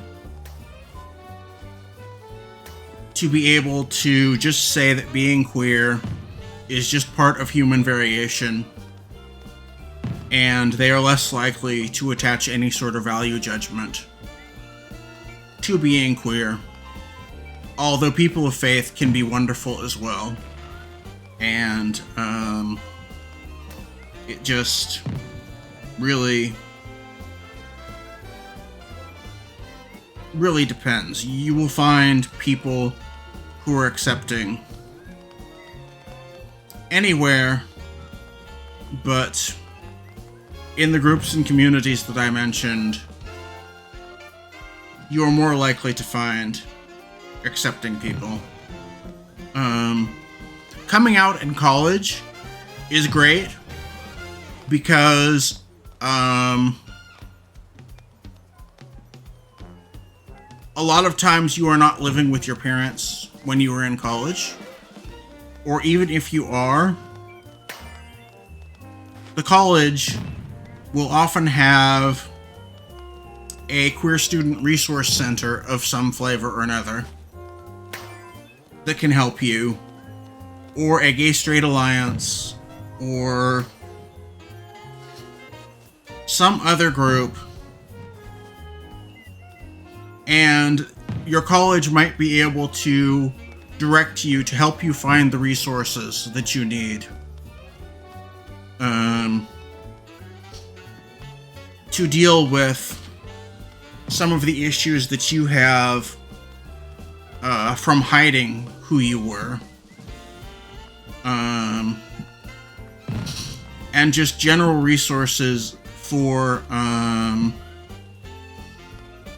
queer people, and just general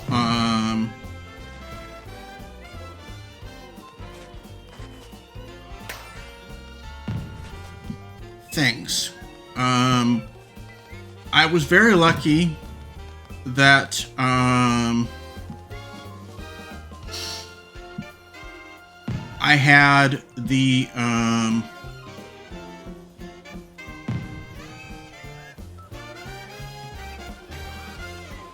Queer Resources Center at the University of Hawaii when I came out, but I went back into the closet and was not in a safe place where I could gender transition, so I was not able to take advantage of all of the resources that I could. But they did do some things that were very helpful. Like my college actually had a sex education seminar that was specifically geared for gay men called Everything But the Boy, where they taught you sex ed specific to gay men being a relatively high-risk group for sexually transmitted infections, and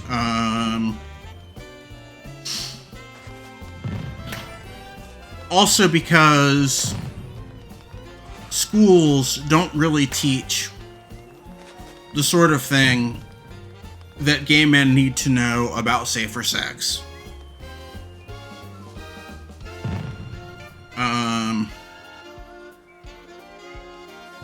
The typical sorts of ways that gay men have sex is not covered in your typical sex ed class. I know that the sex ed classes that I got before I moved to a private school were all very heteronormative and heterosexual centric. And if you so much as asked a question about gay acts, about say anal sex, about parts of the anatomy of another present. Let's grab that sucker.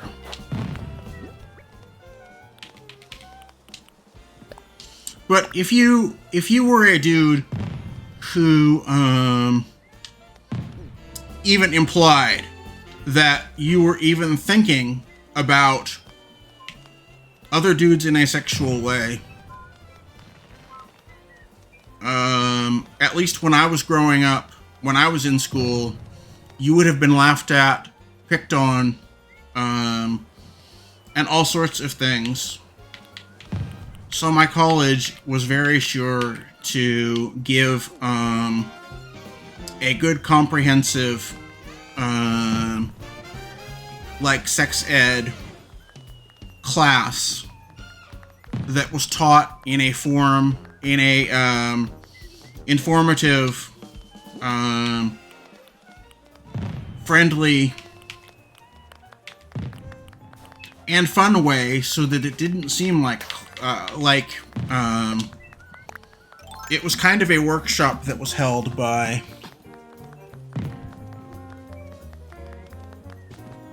yes.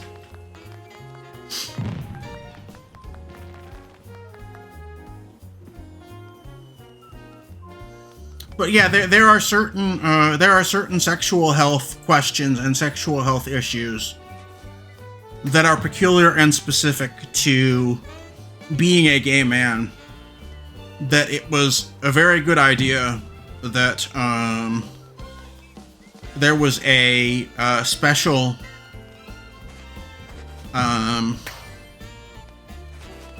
sort of sex ed workshop just geared towards gay men.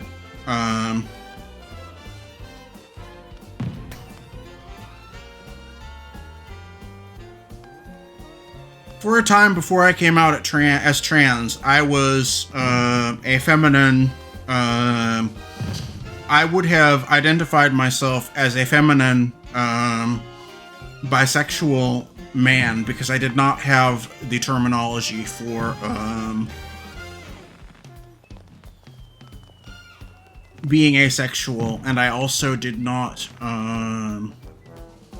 really understand what being asexual was, even though I was. I didn't have a word specifically that perfectly covered my sexual orientation, but I figured, hey, I may actually want to have sexual activity with a man at some point. So I went to the Everything But the Boy seminar and was given a lot of really good information. And a huge box of condoms and lube and instructions how to put on a condom, and it was a very supportive environment. And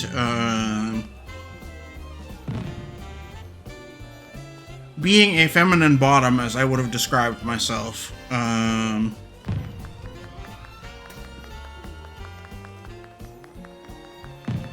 it was actually a good and valuable thing that they had the seminar. And because they knew that I had some acting experience and I was an actor, I actually helped them to do a little demonstrative role play of how to handle having the talk with someone that you wish to engage in activities with. And the Everything But the Boy also talked a little bit about kink and that sort of thing. I don't mention kink a lot. I very rarely talk about kink. There are very few people I feel comfortable talking with it about. But let's just say in this class they also covered topics like consent, topics like negotiation of what you want and what you don't want.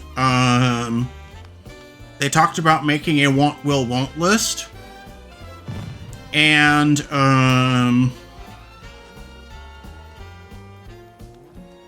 because I was an actor,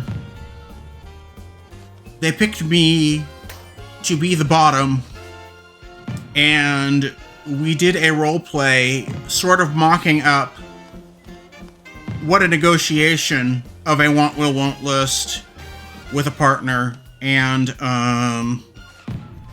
what radical consent looks like.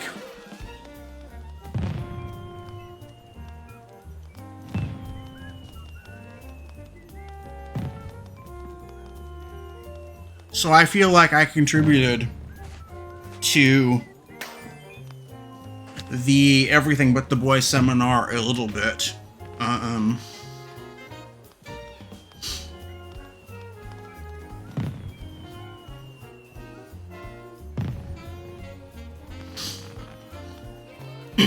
And that class taught me about radical consent and taught me about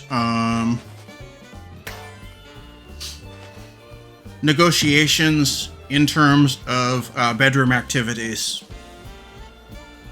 And it helped me in my relationships and in my adult life, because I had done some dating, I had done some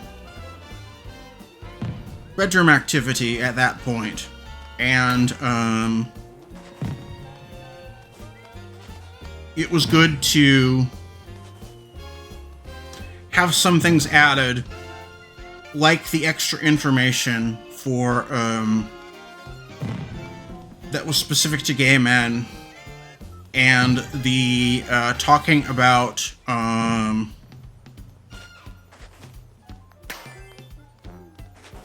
all sorts of different kinds of practices. You certainly do not get any education on kink in a class, in a sex ed class in an American public school. And they don't give you a really good talking to about radical consent. It is a very different philosophy, and it is a very different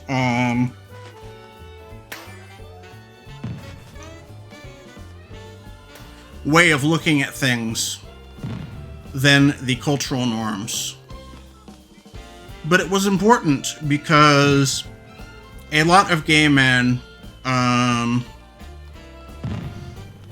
a lot of queer people in general, there's a lot of overlap between the queer community and the kink community.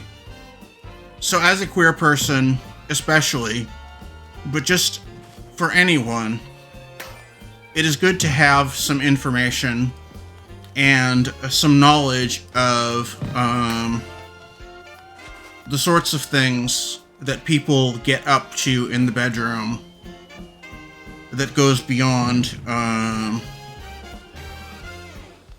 just missionary guy on top stuff.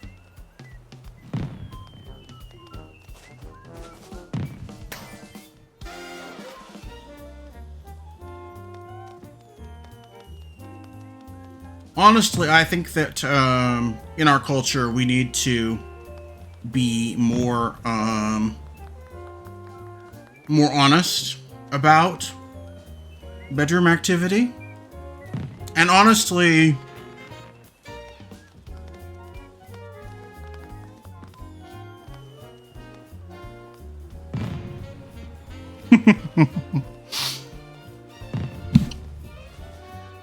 because I grew up in this repressed society, I am saying bedroom activity instead of saying sex, instead of saying kink, instead of using terms like BDSM.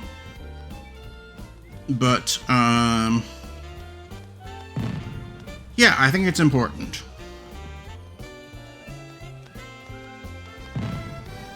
I think that some cultures in Europe are better about talking about sex than we are. I think that Japanese culture is better at talking about sex than we are. They are less open to queer identities traditionally than European cultures, but that is slowly changing.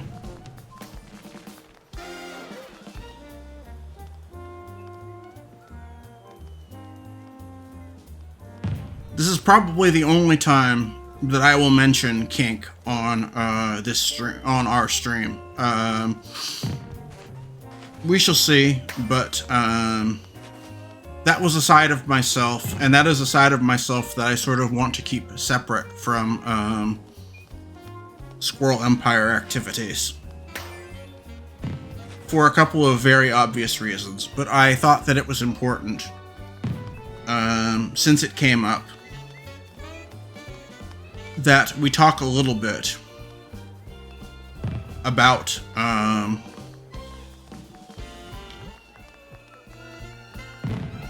kink, because it is a topic that comes up whenever you're talking about queer issues.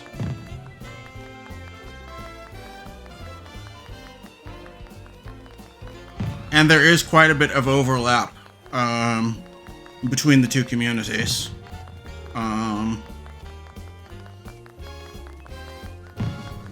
If you happen to have a local kink community, they are probably a lot more accepting of queer people as well. So that may be a place to find accepting friends before you come out, if you happen to find yourself aligned with alternate lifestyles and alternative type of bedroom activities.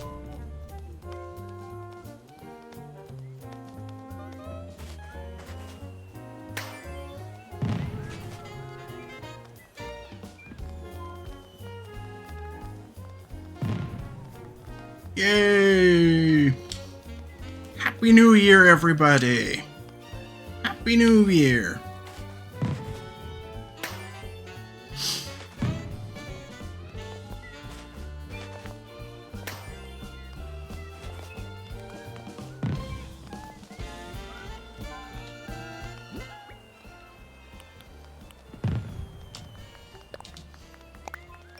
Let's use a party popper. Woohoo!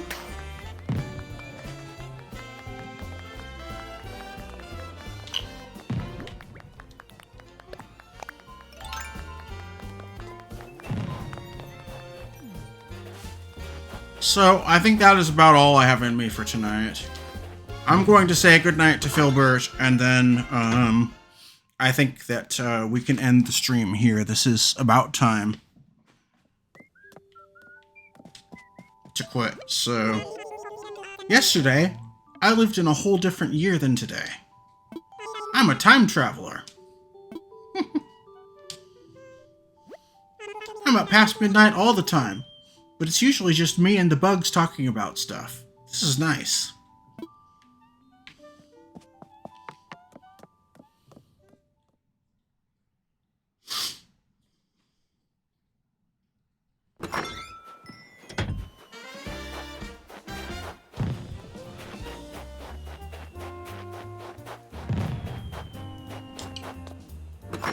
So let's go back to my house. He knows.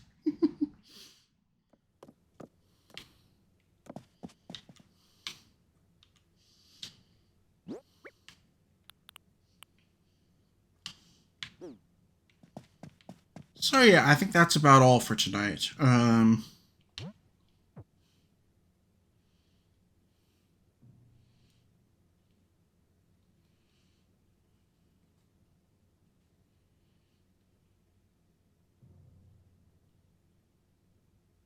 Yeah, me too, Mithy.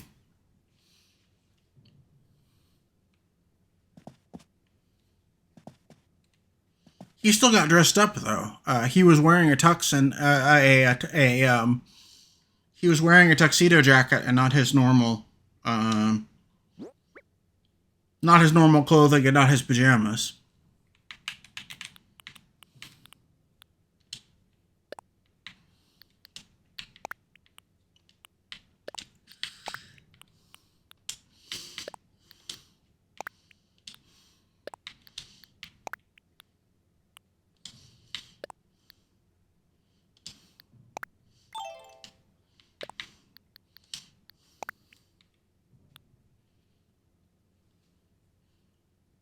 So I got to see him in a rare outfit. So that was nice. I'm going to keep the present in my inventory. So I'm going to give it to him next time I see him.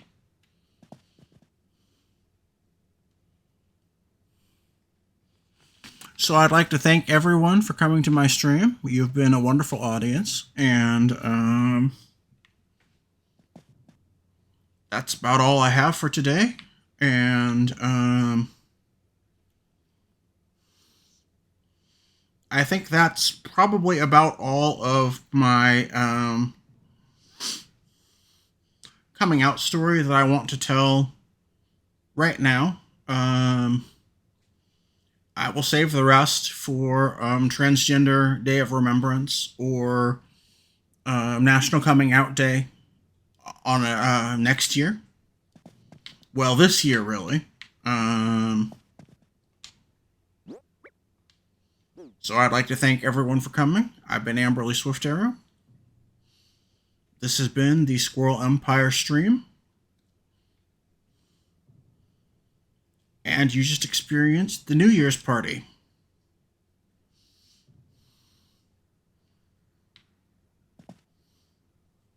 So I'll sign off in the traditional way because we've observed a lot of different cultures' New Year's traditions.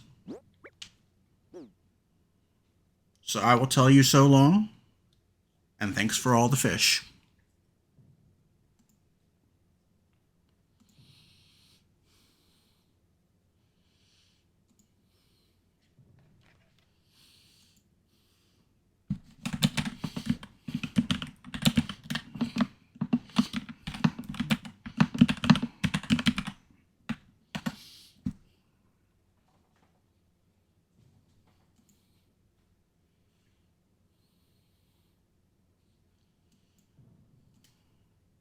Hmm.